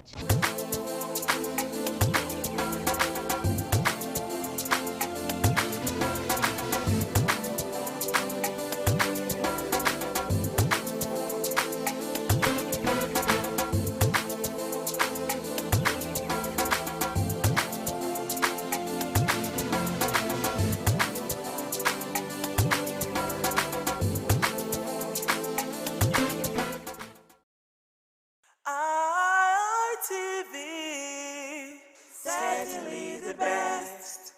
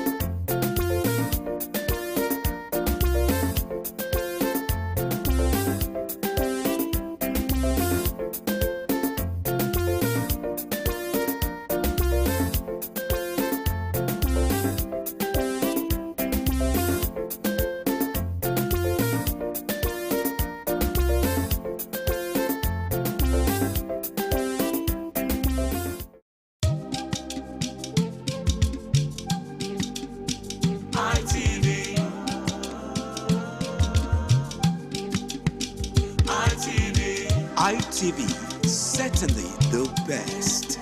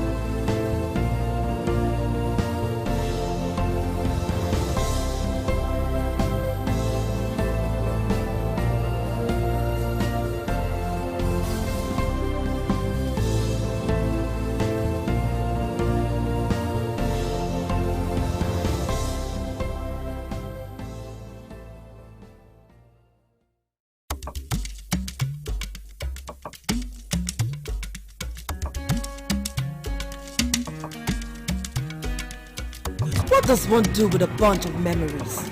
Laugh about them, cry over them, or capture them? I know what I'll do with such memories. I'll showcase those memories. Yes, I will show them to the world. I will flaunt those memories. Showcase that marriage ceremony of yours. Burial ceremony? Yes, let the people know that you buried your person in a grand style. Thanksgiving, ordination, baby dedication, housewarming party, and lots more on your entertainment program, Memories, on Independent Television. Every Sunday, remember, for your event to be considered thick and classic, then it has to be on Memories. Memories.